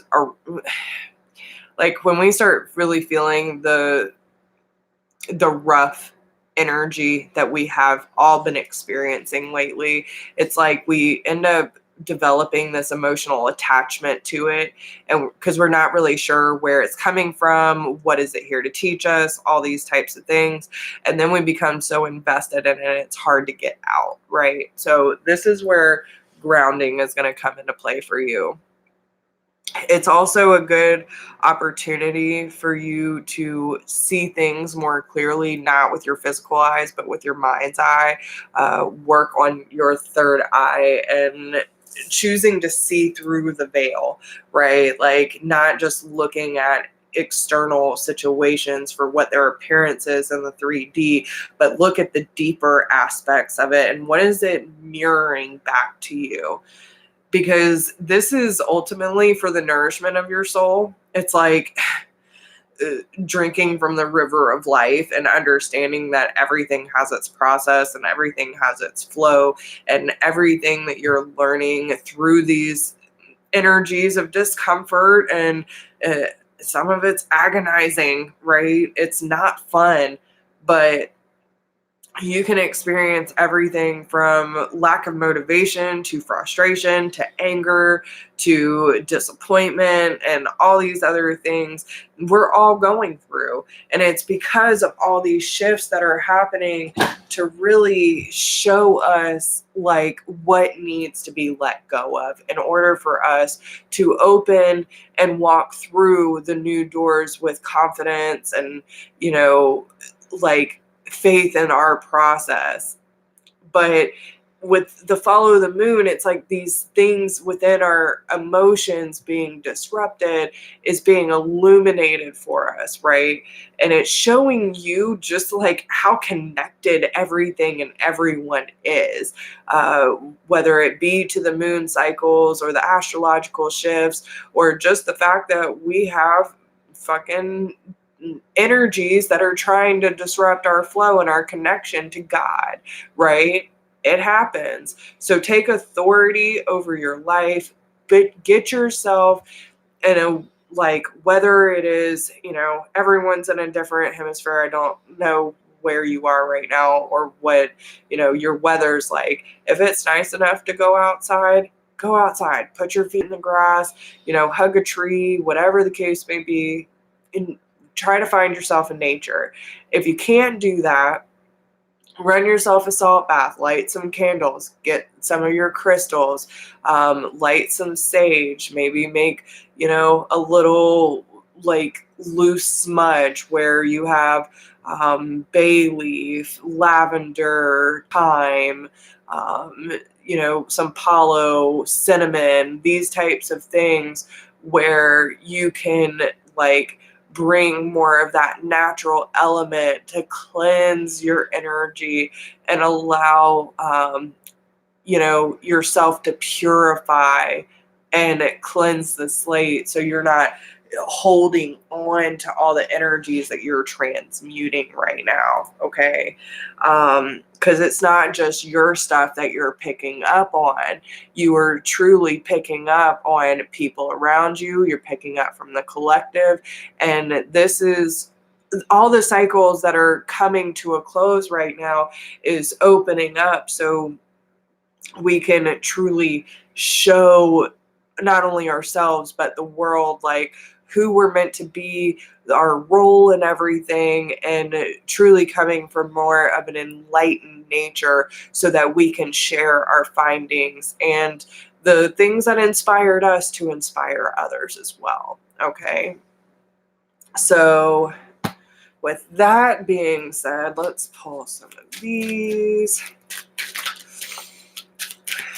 But it's also about the duality. You know, you can't have the light without the dark. You can't have the good without the bad. And it's these low moments that when you start feeling your high moments and you're feeling really good, it just makes you love it and embrace it even more. It helps you not take it for granted, right? And maybe that's one of the lessons. Like when you get feeling really good and all of a sudden you get knocked on your ass, it's like, man, those good moments were pretty fucking good. You know what I mean? And, you know, it could be like sometimes we're in a really good place and yet we still find ourselves complaining and wanting more and not being grateful for what we have, you know, these kind of things. And then shit happens and we're like, holy fuck, I had it really good.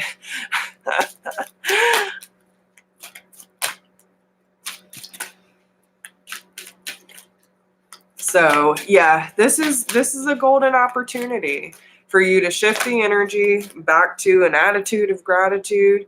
You know, pay attention to your dreams right now. Understand whether it be your visions, because again, there's a lot of third eye activity happening right now. So you could be astral traveling. You could be having visits in your dream, this dream state. But I feel like they're trying to show you your true potential and the opportunities that are at hand. It's by stepping out of the fear and feeling like, you know, you are limited in your options. You are not limited in your options, okay?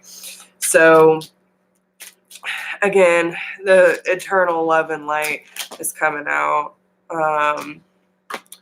You know, realizing your power, even if you're tired, if you're not sure of your own strength, it's really time to tap into your inner child, bring some joy into your life, have more of a free-flowing energy in order to bring harmony in and find that inner peace within yourself and find comfort amidst your spiritual team.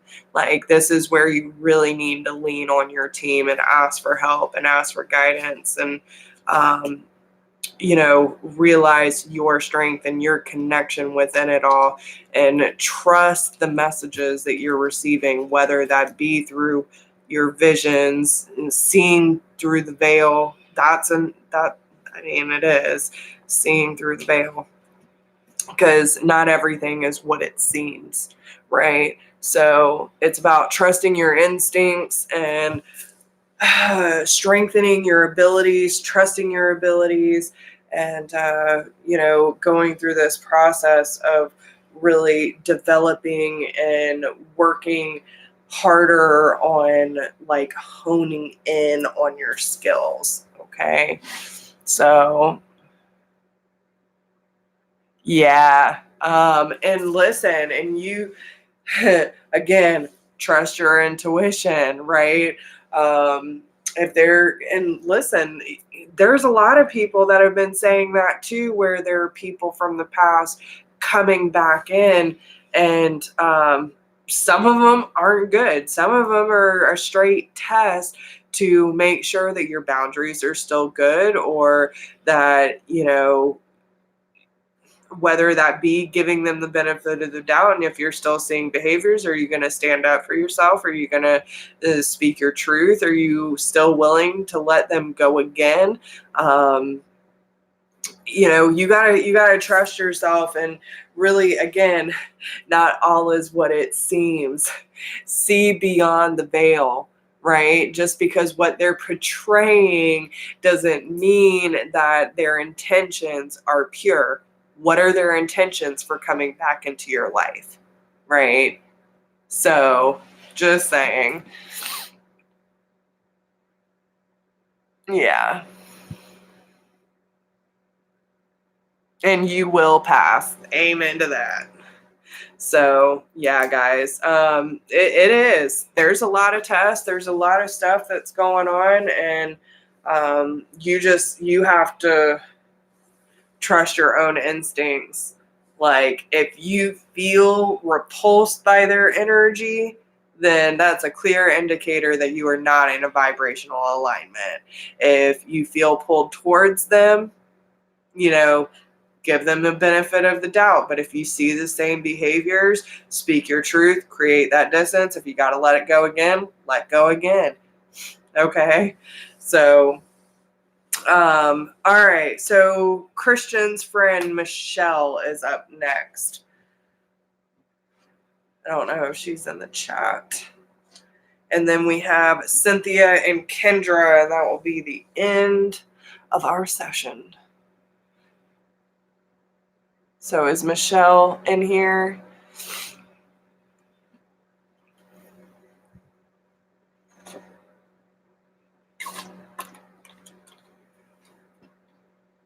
You're so welcome, Maria.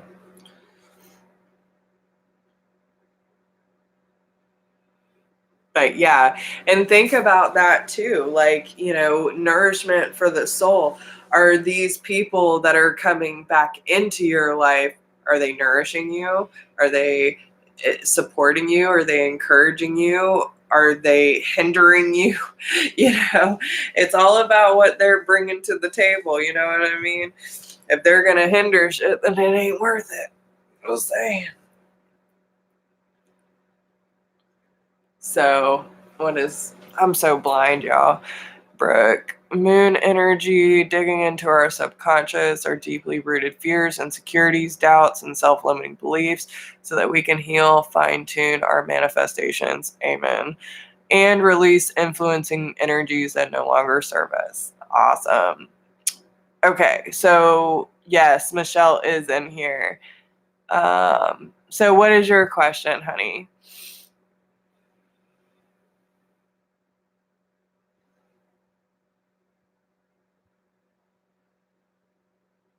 Yeah, Maria, and it is. Listen, I've been feeling it for 2 weeks, and then the moon hit and shit hit the fan. It took me days, and it wasn't until I finally reached out to Brooke that things started to shift for me.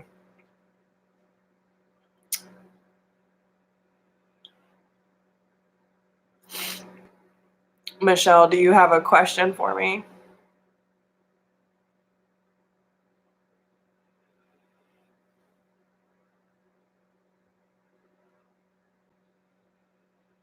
And then if Cynthia and Kendra can go ahead and get their questions ready for me as well. Oh.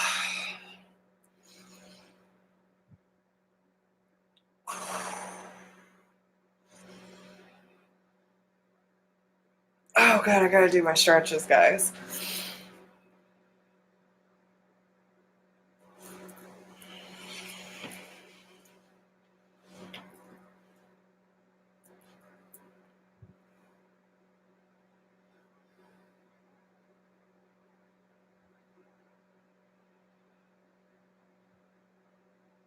Thank you, Ricky. Yeah. Yeah, no, not just you. I think everyone felt like that. Okay, so Michelle says, I've had low self-esteem lately and just want to know if I will have a better confidence in myself. So, that's a good question, but we're going to reframe that because you will have better confidence within yourself. It's just a matter of what do you need to do at this time to gain more confidence within yourself. So let's figure it out for you, sister. Okay? What does Michelle need to do to build her confidence?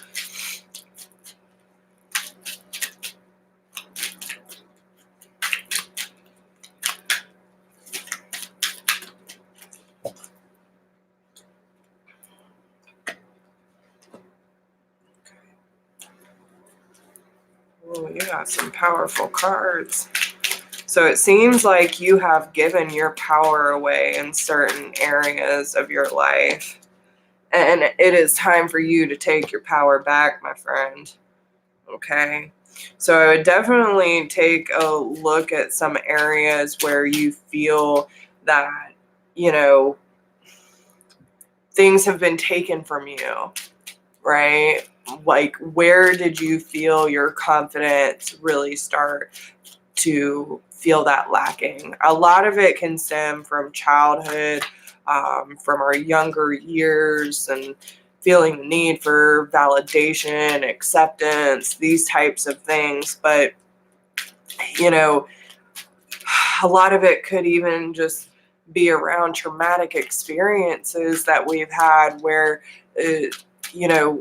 we have been forced into situations that we didn't really want to be in, or things that we didn't want to do, but we were forced to, and to live up to other people's expectations.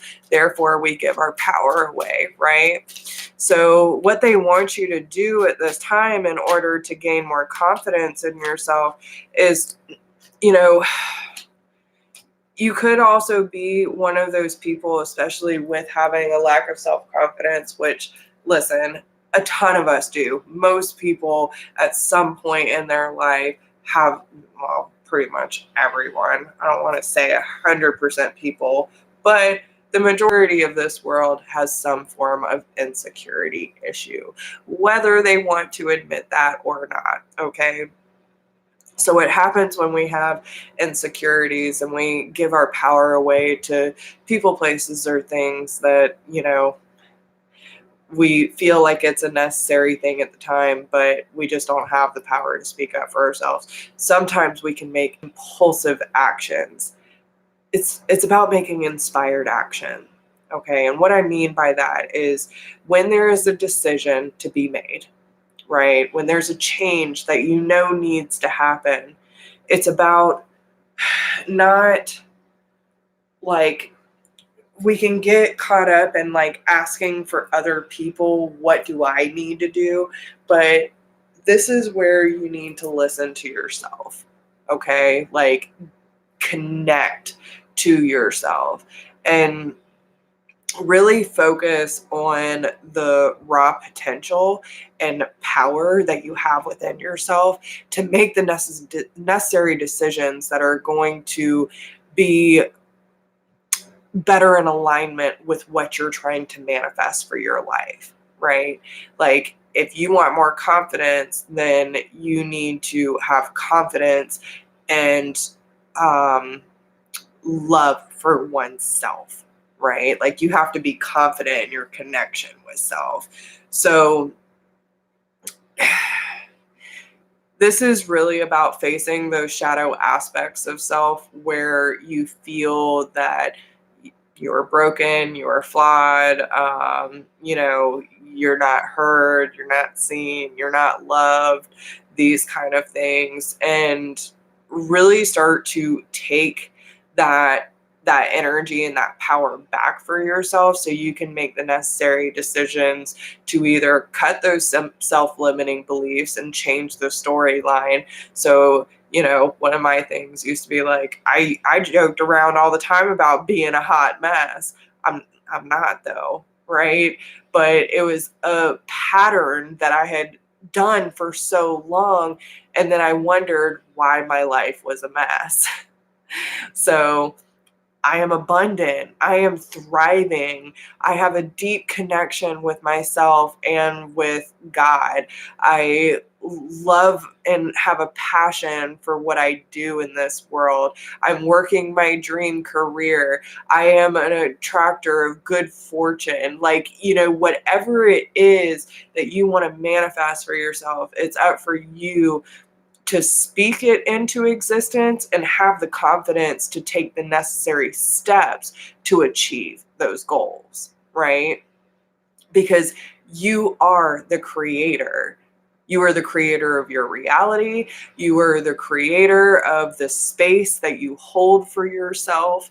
And a lot of us get so wrapped up in like doing for others, which, listen, being in service for others is a huge part in all of this.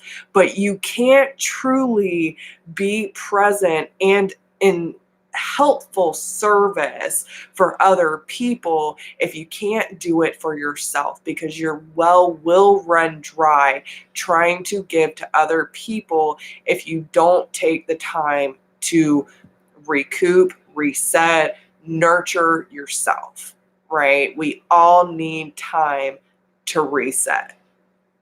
So there could be a block within your creative experience. You might need to pick up a hobby or just do something that you've been interested in. Maybe you used to do something a long time ago that you just kind of got away from, and you kind of lost your niche for it.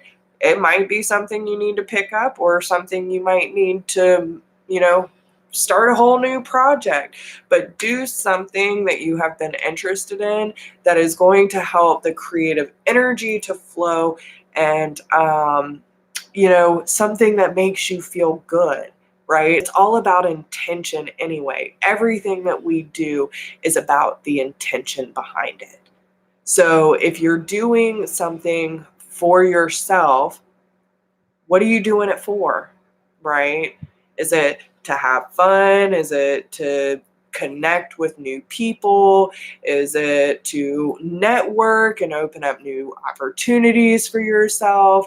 Is it something that makes you feel good? Like, whether it be going to get your hair done or buying some new clothes, or, maybe clearing the clutter in your house so that there's not so much distractions going on and you have a clear slate, like these kind of things.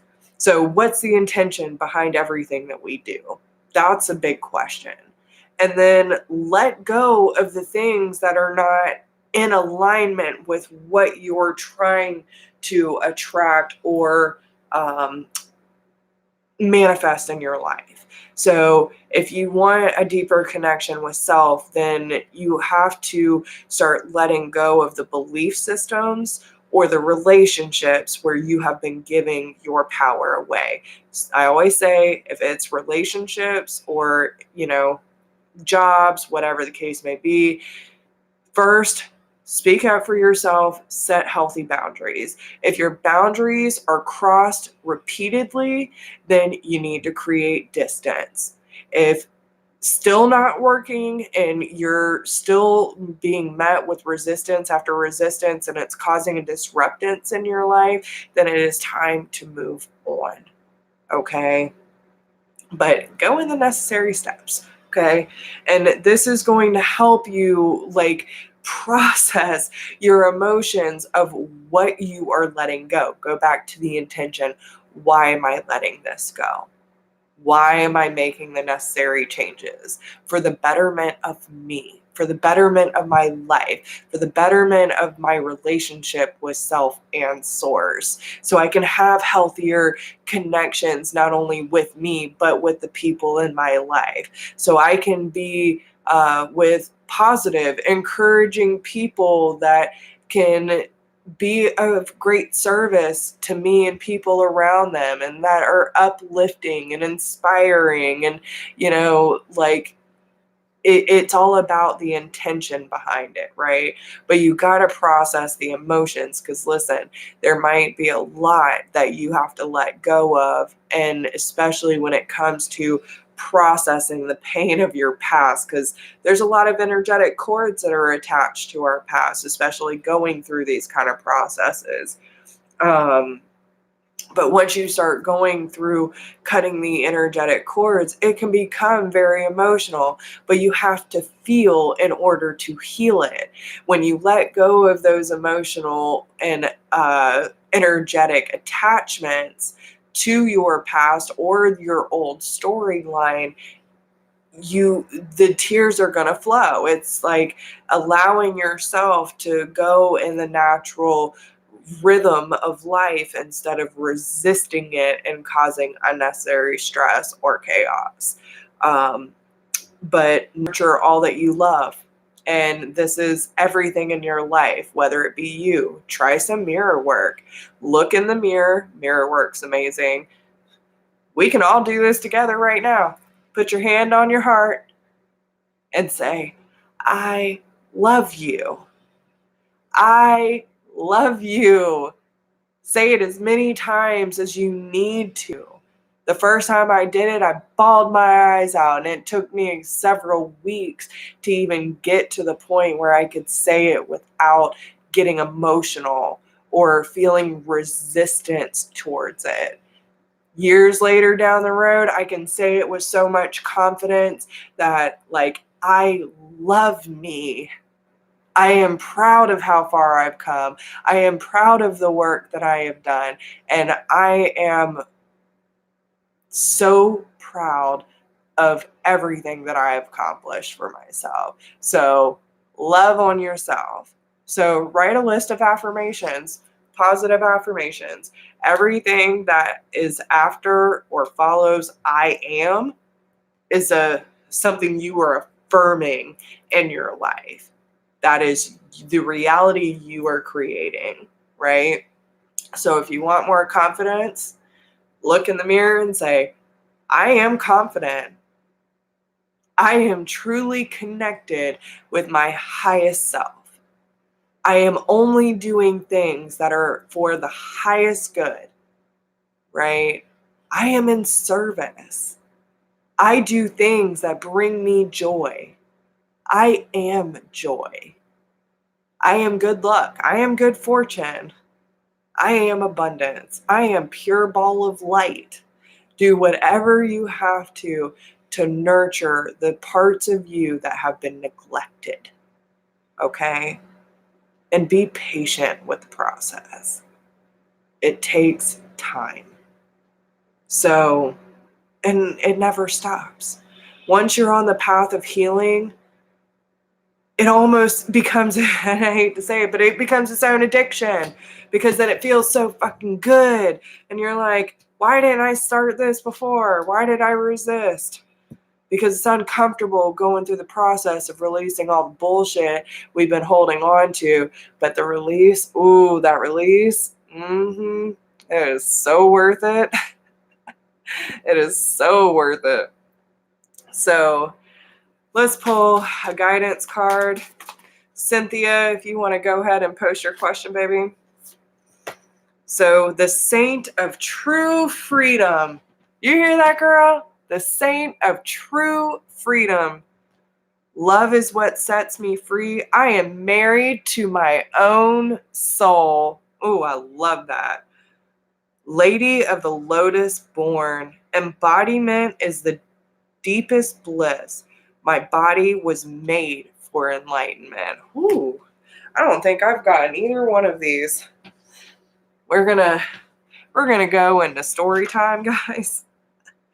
Let's go into story time. All right, so 84 and 121. 84.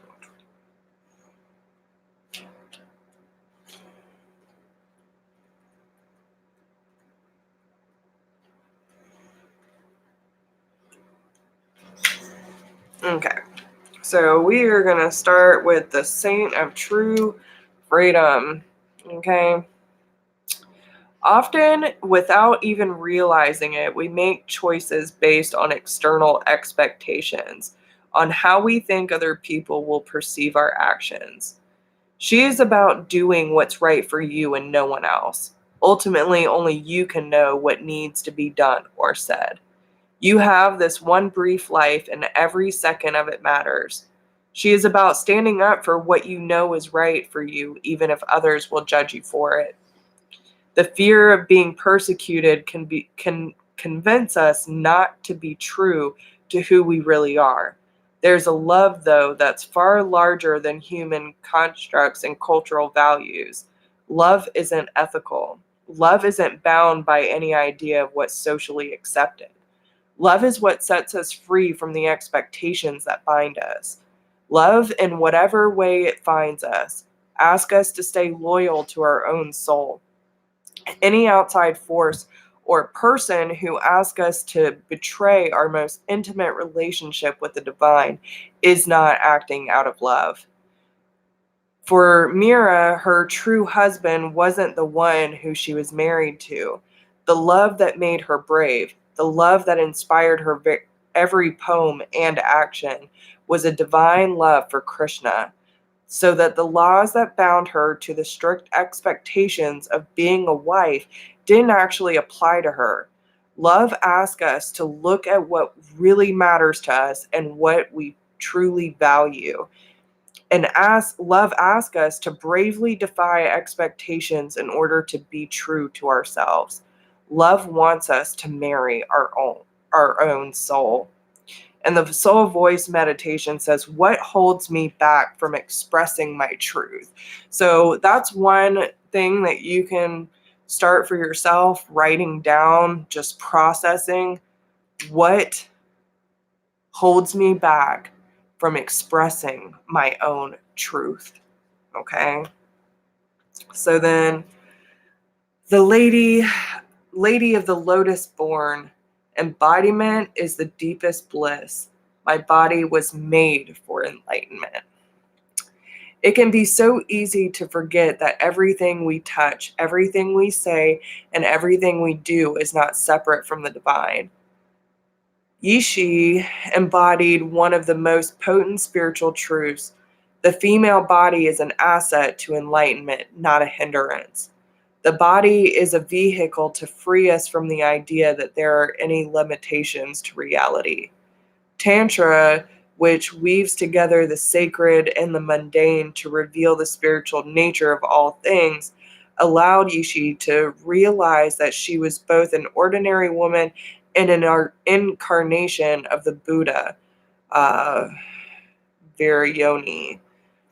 We are both human and divine. We are both a mortal body and an eternal essence that continues on. The body too often can be the scapegoat for so much hate, distrust, and violence. The body holds infinite wisdom, pleasure, and possibilities. This is the moment to see your gorgeous body as the tremendous gift it is.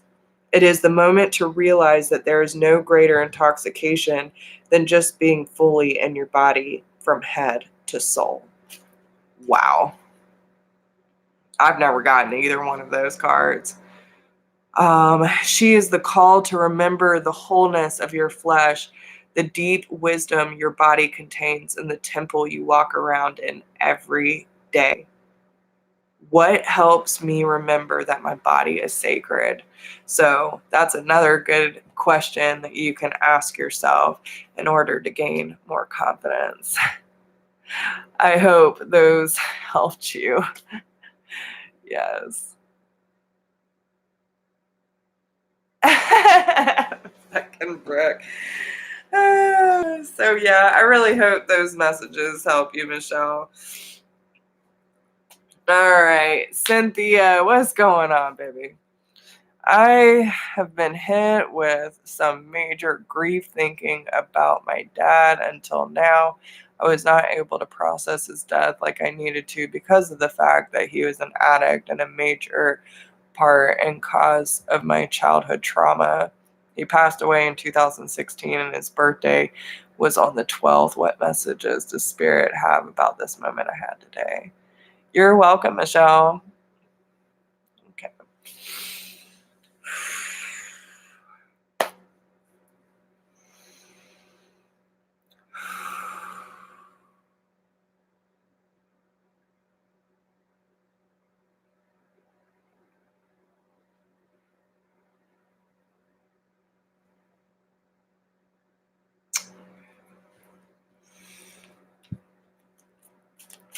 All right, Spirit. What does Cynthia need to know about these moments of grief when it comes to her dad?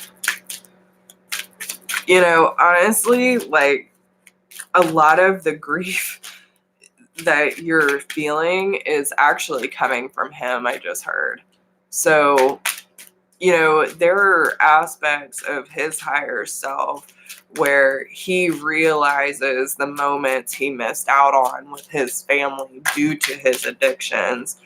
And it's like now he's really having to, yeah, listen, heaven's door and inner child. Okay. So he's actually coming in to help heal that aspect of your inner child because he knows the part that he played in hurting that child. Right.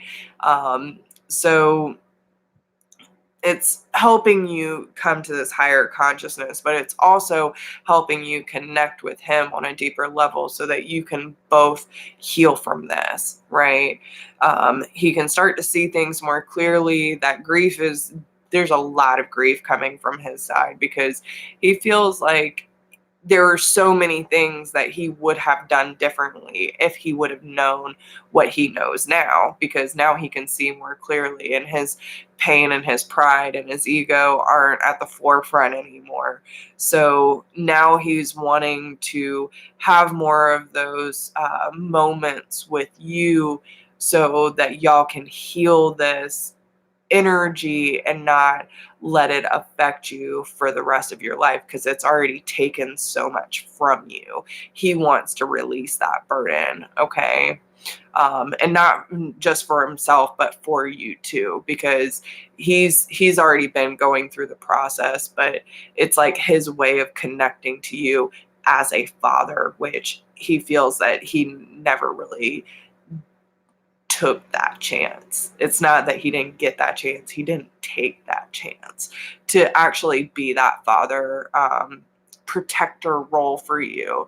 So this is his way of coming through and connecting with you on that level so that you can understand the role that he played in your life, but how the roles have changed.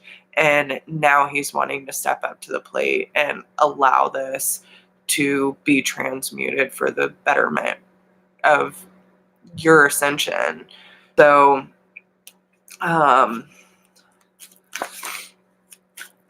Yeah. He's a strong energy, man. But I do feel like this is one of those things where, you know, his behavior and the role that he played as in your childhood really took a lot of power away from you, and it's taken a lot of strength to gain for you to start standing up for yourself, to set stronger boundaries, to cut the cords with people who have their addictions, or, you know, their manipulation tactics in order to have you enable their behaviors, and, you know, playing the victim mode and all that to get you to feel sorry for them and their behavior and the choices that they made, right, because of their own sufferings.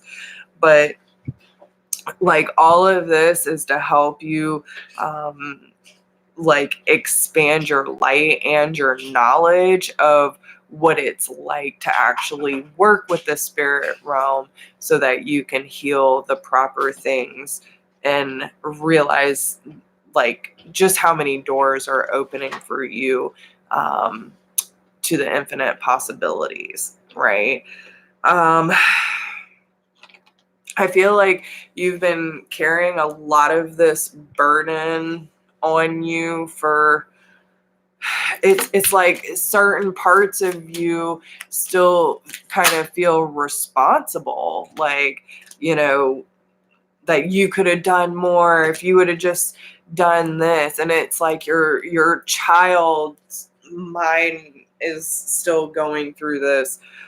Well, if I could have just been more, if I would have done this, maybe he would have loved me, maybe he would have chose me over the addiction, these types of things. And it's like, even if it's not in the conscious mind, it's still in the subconscious. So I feel like he's definitely visiting you in your dreams, though. And this is really helping you kind of like bring things to the forefront of what kind of needs to be addressed. Maybe there's some memories that are coming up, or things that feel familiar, but you're really not sure if it actually happened. More than likely did, even if some of the details aren't quite feel right. It's more of the energy behind it. And they want you to stay strong throughout this process. And remember to love yourself in your process without condition, right? Like, your father played a role in order for you to, like, break through these barriers and break these karmic ties. Because where do you think he learned his shit from? Right? It's like, bam, bam, bam. You're here to break these cycles. So honor his process in your life, and, you know, make sure it stops with you. So, yeah. But this is a new beginning for both of you, and there's a lot of signs and synchronicities that are coming forward to show you the reflection. And, you know, that a lot of people who grow up with addictive parents but don't tend to go towards alcohol or drugs end up becoming codependents, or, you know, enablers of some sort. So this is helping you realize, like, the mirror of the addictions, and really taking that that time for yourself to tune into your father's energy and into your past, so that you can really get into a deeper aspect of what your destiny is and what doors are opening for you to heal all of this. Okay. So let's pull some guidance card. What does your father want you to know at this time? Hi, Max. I'm actually, the list is closed. I'm not taking any more questions or readings tonight. But thank you to everyone who is here. And thank you for everyone who got a reading. I love you guys. All right. So 108. Mao Xin, the Princess of Mercy. So let's see what she has to say. Okay.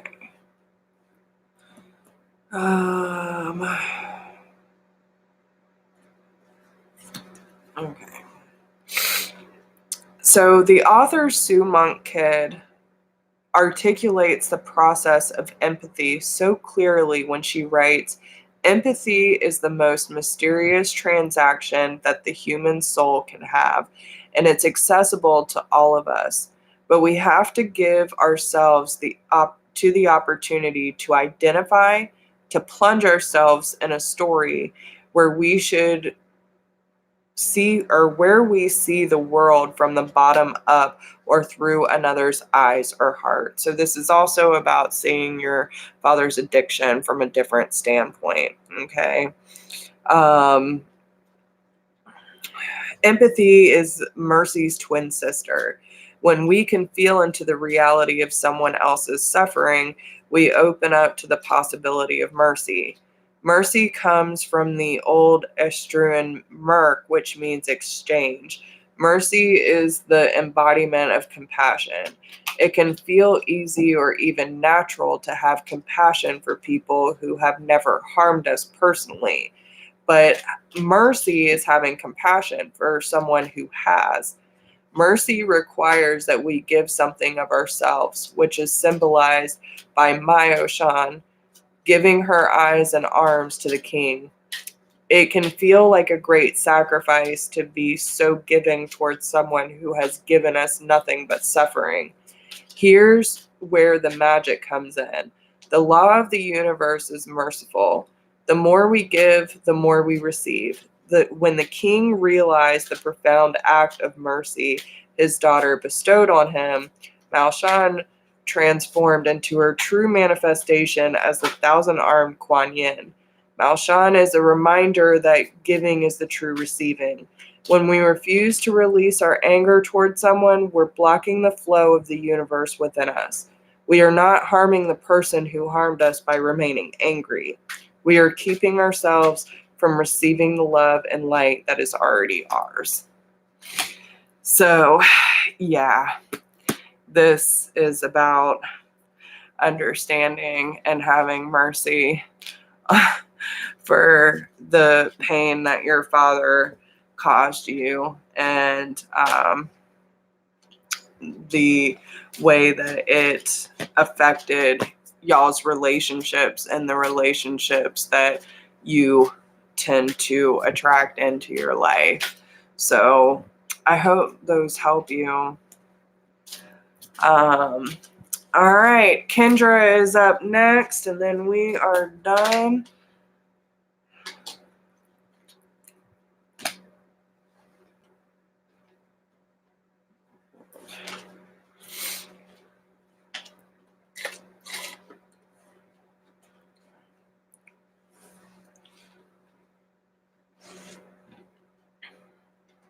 You're welcome, honey.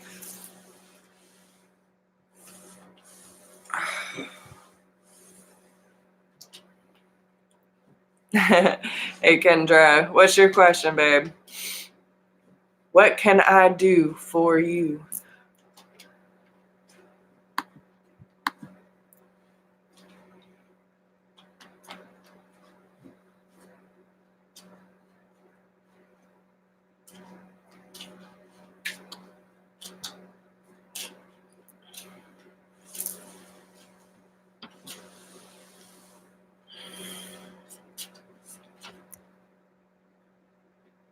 More about Cincinnati. Okay. So, Spirit, what advice do you have for Kendra about Cincinnati? What would you like her to know? Have you moved yet? It's getting too cold here to be in a motorhome.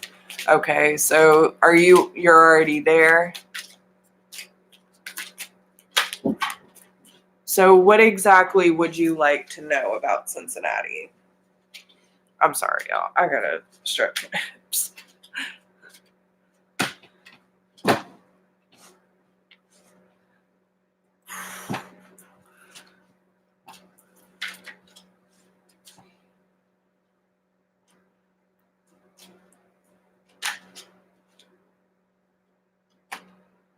Are you wanting, I mean, what do you want to know? More about a house or job?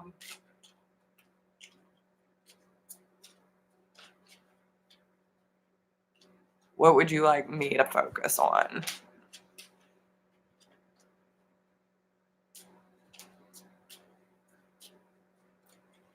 Well, remember what I said. You know, the last time I read, I know it was a little off, but, you know, I was just saying, don't make an impulsive purchase. Like, go for something that makes you feel like home, right? And be aware of, you know, that there might be someone that's not being completely honest about the living situation. You know what I'm saying? I don't know how I'm even remembering this conversation, because normally I don't remember this stuff. But, you know, I feel like if you're going to purchase a home, because you have children that, do they have health issues or disabilities, something like that. So I'm trying to remember your story.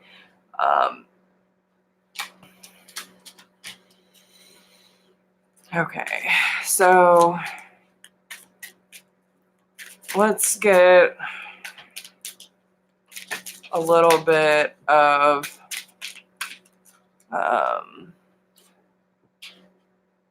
exactly, yeah. I don't even know why it's hiding that.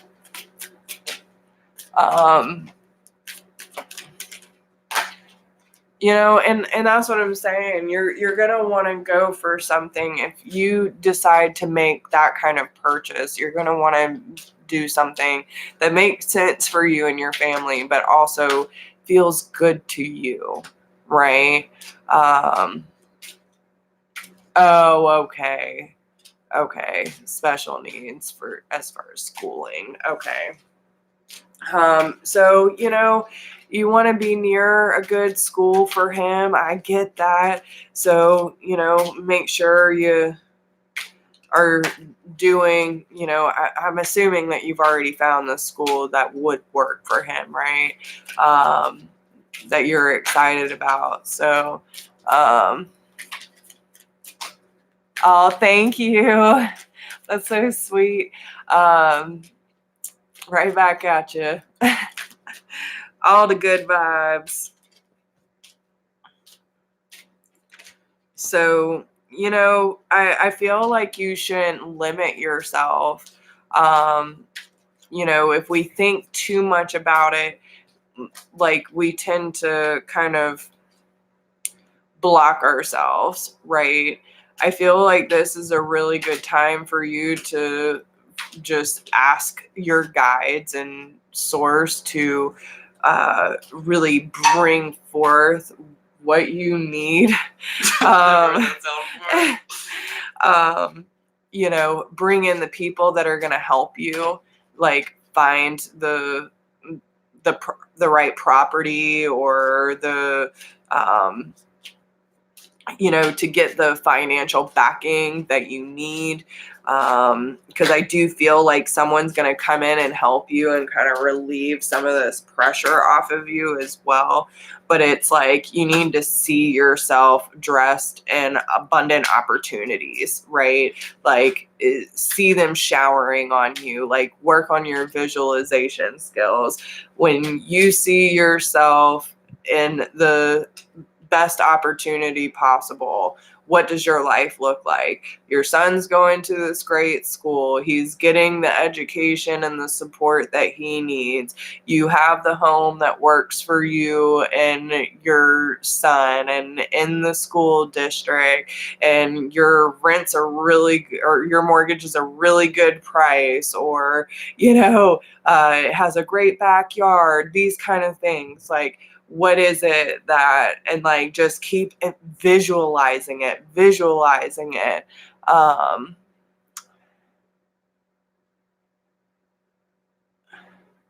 Oh, you haven't found a school.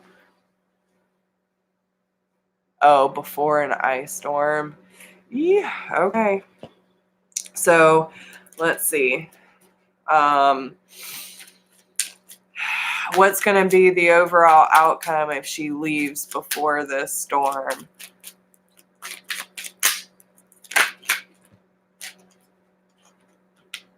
And okay, so you've been doing the visualizing and nothing is working, and now you're being pushed to move on. Okay. I feel like you're just going to have to make that authoritative decision, right? Like, with the Two of Wands, the Ace of Wands, it's like, if you feel that that's what you have to do, then, listen, I can't tell you. You know what you need to do. So if you have been visualizing and you haven't for 6 months, and you haven't found a school, and you haven't found the house, and, all this stuff, and now you're living in a camper with an ice storm coming, like, and you feel the need to move with the Six of Swords, it's encouraging that. Right? It's time to move forward, and you're going to have to make an authoritative decision and stand by it. There is, with the Ace of Wands being here, like, this is about taking action and, passionate new beginning, but you got to take the step of where you're being guided to go.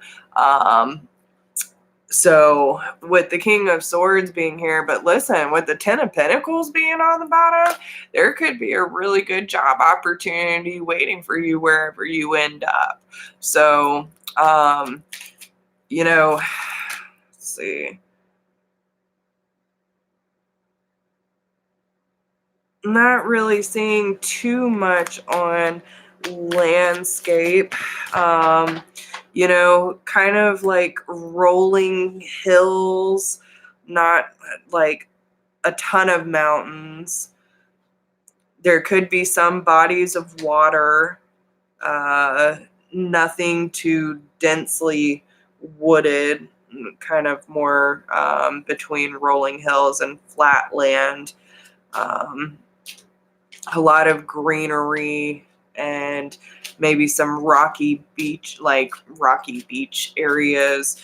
Let's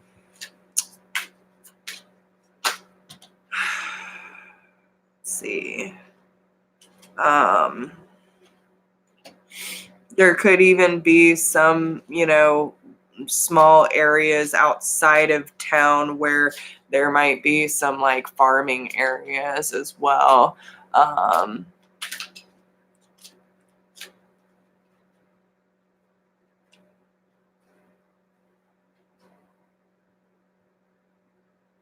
Well, and again, don't make impulsive actions, make inspired actions. And you need to really ask yourself, but with the Page of Swords, I feel like you're just going to have to,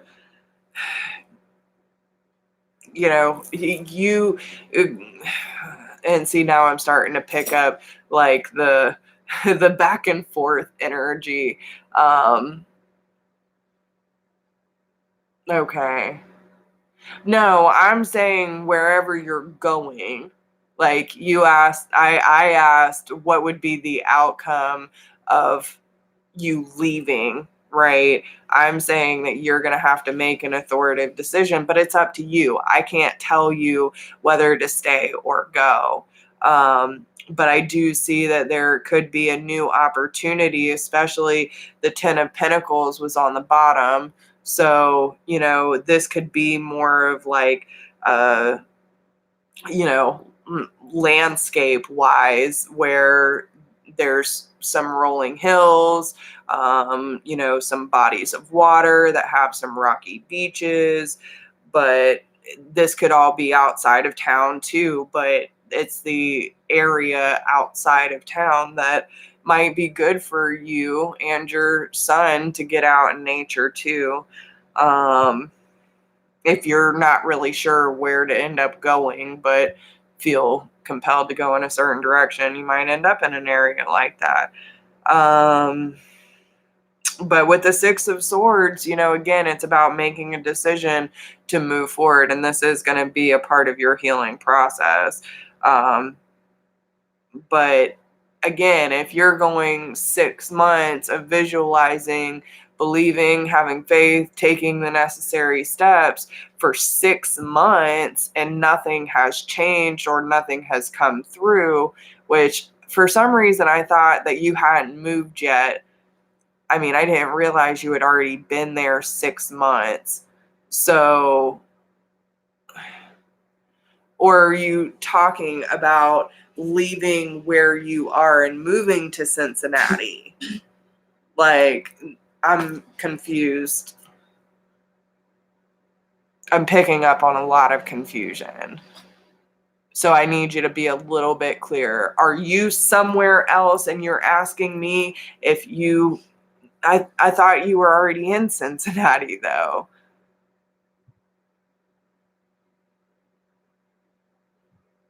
So are you asking me if you should leave Cincinnati and go somewhere else? But if you've been visualizing for 6 months, just over a week, yeah. So, I mean, a week isn't really, a lot of time to, have all this stuff just come to fruition.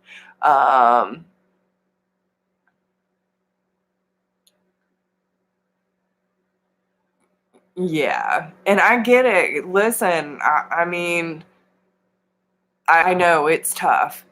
I know it is. I'm in the same situation. Um, and it's not fun. It's scary, and I get it. I do. But if you were drawn to Cincinnati for a reason, I mean, again, you're just going to have to make an authoritative decision. But again, with a kid, especially with special needs, it's a harder decision to make as a mother. And I don't know if I can,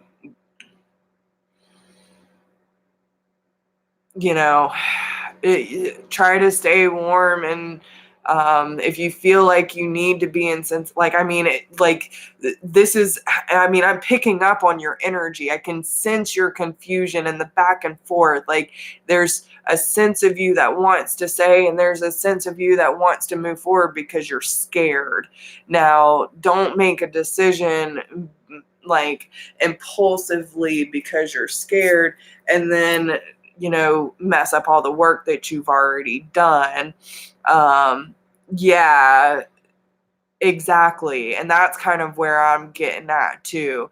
Either go somewhere temporarily and just kind of wing it until you're ready to come back for Cincinnati and still put your feelers out, keep an eye out for, things coming up in that area. But, you're going to have to trust your instincts on this. But you have to be able to tune into your intuition and trust your own knowing on this. Like, not everything happens exactly the way we want it to. And sometimes it's not fun and it's not always clear. But like with my situation, we had to knock down the house. I've been homeless with my family and bouncing from rental to rental for over 6 weeks now. Okay. And when I finally asked my guides, like, why are you putting us through this? I mean, we're running out of money. We don't have anywhere else to go, all these things. And they're like, if we would have let you stay in that house, it could have led to further sickness and possibly death for your mother. Right. So, and as me being like her caretaker, it's scary. So, sometimes it's a blessing in disguise that things don't work out and we think of it as this hardship, and no, it's not fun. But I would much rather us be in this position that we're in versus her get even worse than she already is, or possibly die. Right. So you got to trust your instincts, go where you feel led. If you got to go further south for a little while so y'all don't freeze, and, do what you can and just keep your eyes open. But, I get it. I understand, because listen, no one wants to be cold. No one wants to feel like they're stranded. But remember, the opportunity is coming. Do not stay in the fear mode. Like, believe, speak it, live it, and encompass every bit of abundance. Everything is working out in your favor. The house is already available. Everything is already ready for you, right? And just keep moving it, keep moving it, keep moving it, and keep realigning with that energy of everything is working out in your favor. Okay, but you have to trust wherever you are being led, wherever you are being pushed, and have to make the necessary decisions that's best for you, right? Like, I can only guide you, but I can't make the decision for you.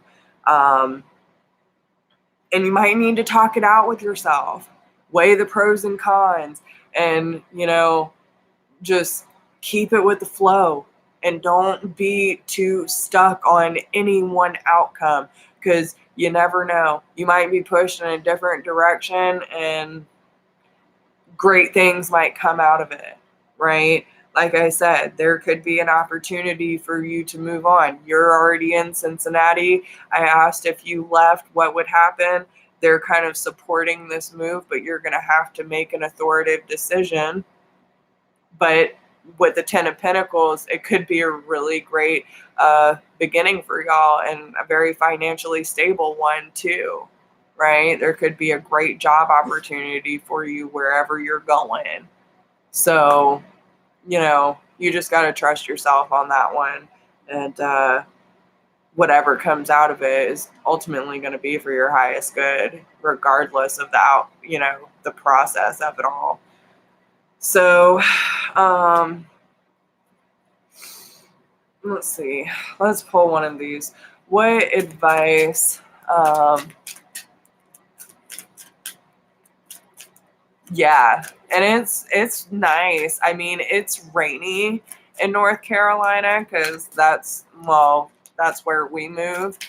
I'm down in South Carolina visiting right now, but I'll be going back up Thursday to the western tip of North Carolina. And, we've had a little ice, but it's no like snowstorms or craziness. As long as you have some sort of heat to plug up to, you'll be fine. So, yeah. So take some time to reflect on it. If you have a couple days to the storm, take tonight to meditate, tune into your own energy, ask for some guidance, and see the truth. Whatever that may be, your wisdom is there. You can trust your instincts. And it's about really merging the energies of your divine feminine and divine masculine, right? Listening to your intuition, being able to make a choice and going for it, and pay attention to the signs, ask for a sign, right? Like, if I'm supposed to stay and this is where I'm meant to be, give me a sign that I need to stay, right? If I'm meant to go elsewhere temporarily or permanently, give me a sign that I need to leave by tomorrow morning. So, oh, that sucks. Well, girl, yeah. So ask for a clear sign and, do what you gotta do.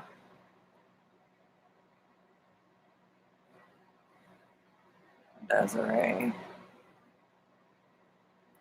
Hi, Desiree.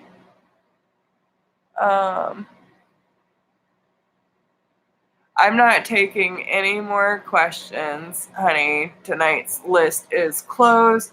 But if you need a question answered, many readings are only $20, and that's my normal price. So if you need a question answered, you could always get a private reading. You're so welcome.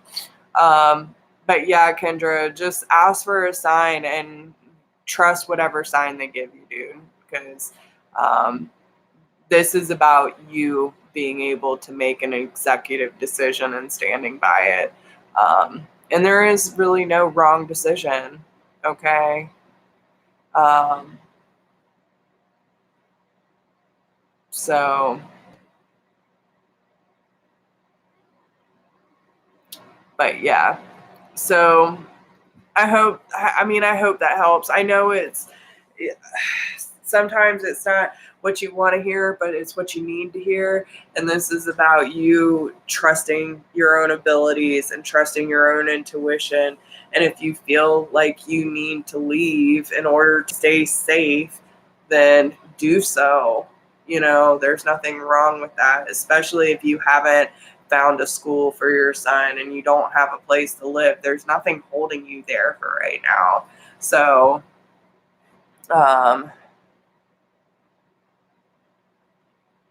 yeah, I get it, but, make sure it's clear. Tell them to make it clear. To take some time, like your kids got to go to bed at some point, right? Take some time for yourself tonight to meditate, to tune in, and ask for a clear sign. You can go into meditation and ask them right there, show me what I need to do that is best for all of us. And trust what you get, whether it is a feeling, a knowing, a vision, whatever it may be, trust it. Okay? So, yeah, if you don't have anything to hold you there, then move on. Doesn't mean you can't come back, but listen, there's plenty of beautiful campgrounds in North Carolina, so do what you do, girl. It'll be like another little mini vacation for you. So, yeah. I wish you the best of luck, though. Please stay safe. And take care of yourself, okay? So that does conclude our evening. I thank you, everyone, for coming through. I am going to close the gate. I send all of the energy that I have picked up from these readings back to their prospective people, and I take all of my energy back. I sever the cords from all of the people we have tapped into today and allow all of the karmic ties and baggage and all the dense energy that we have all been going through to be transmuted back into love. I thank you, all of my tribe members and all of my divine team, for coming through tonight and allowing us all to connect together. I love you all so very much. Have a wonderful night and an even better weekend. Much love and many blessings, my friends. Bye.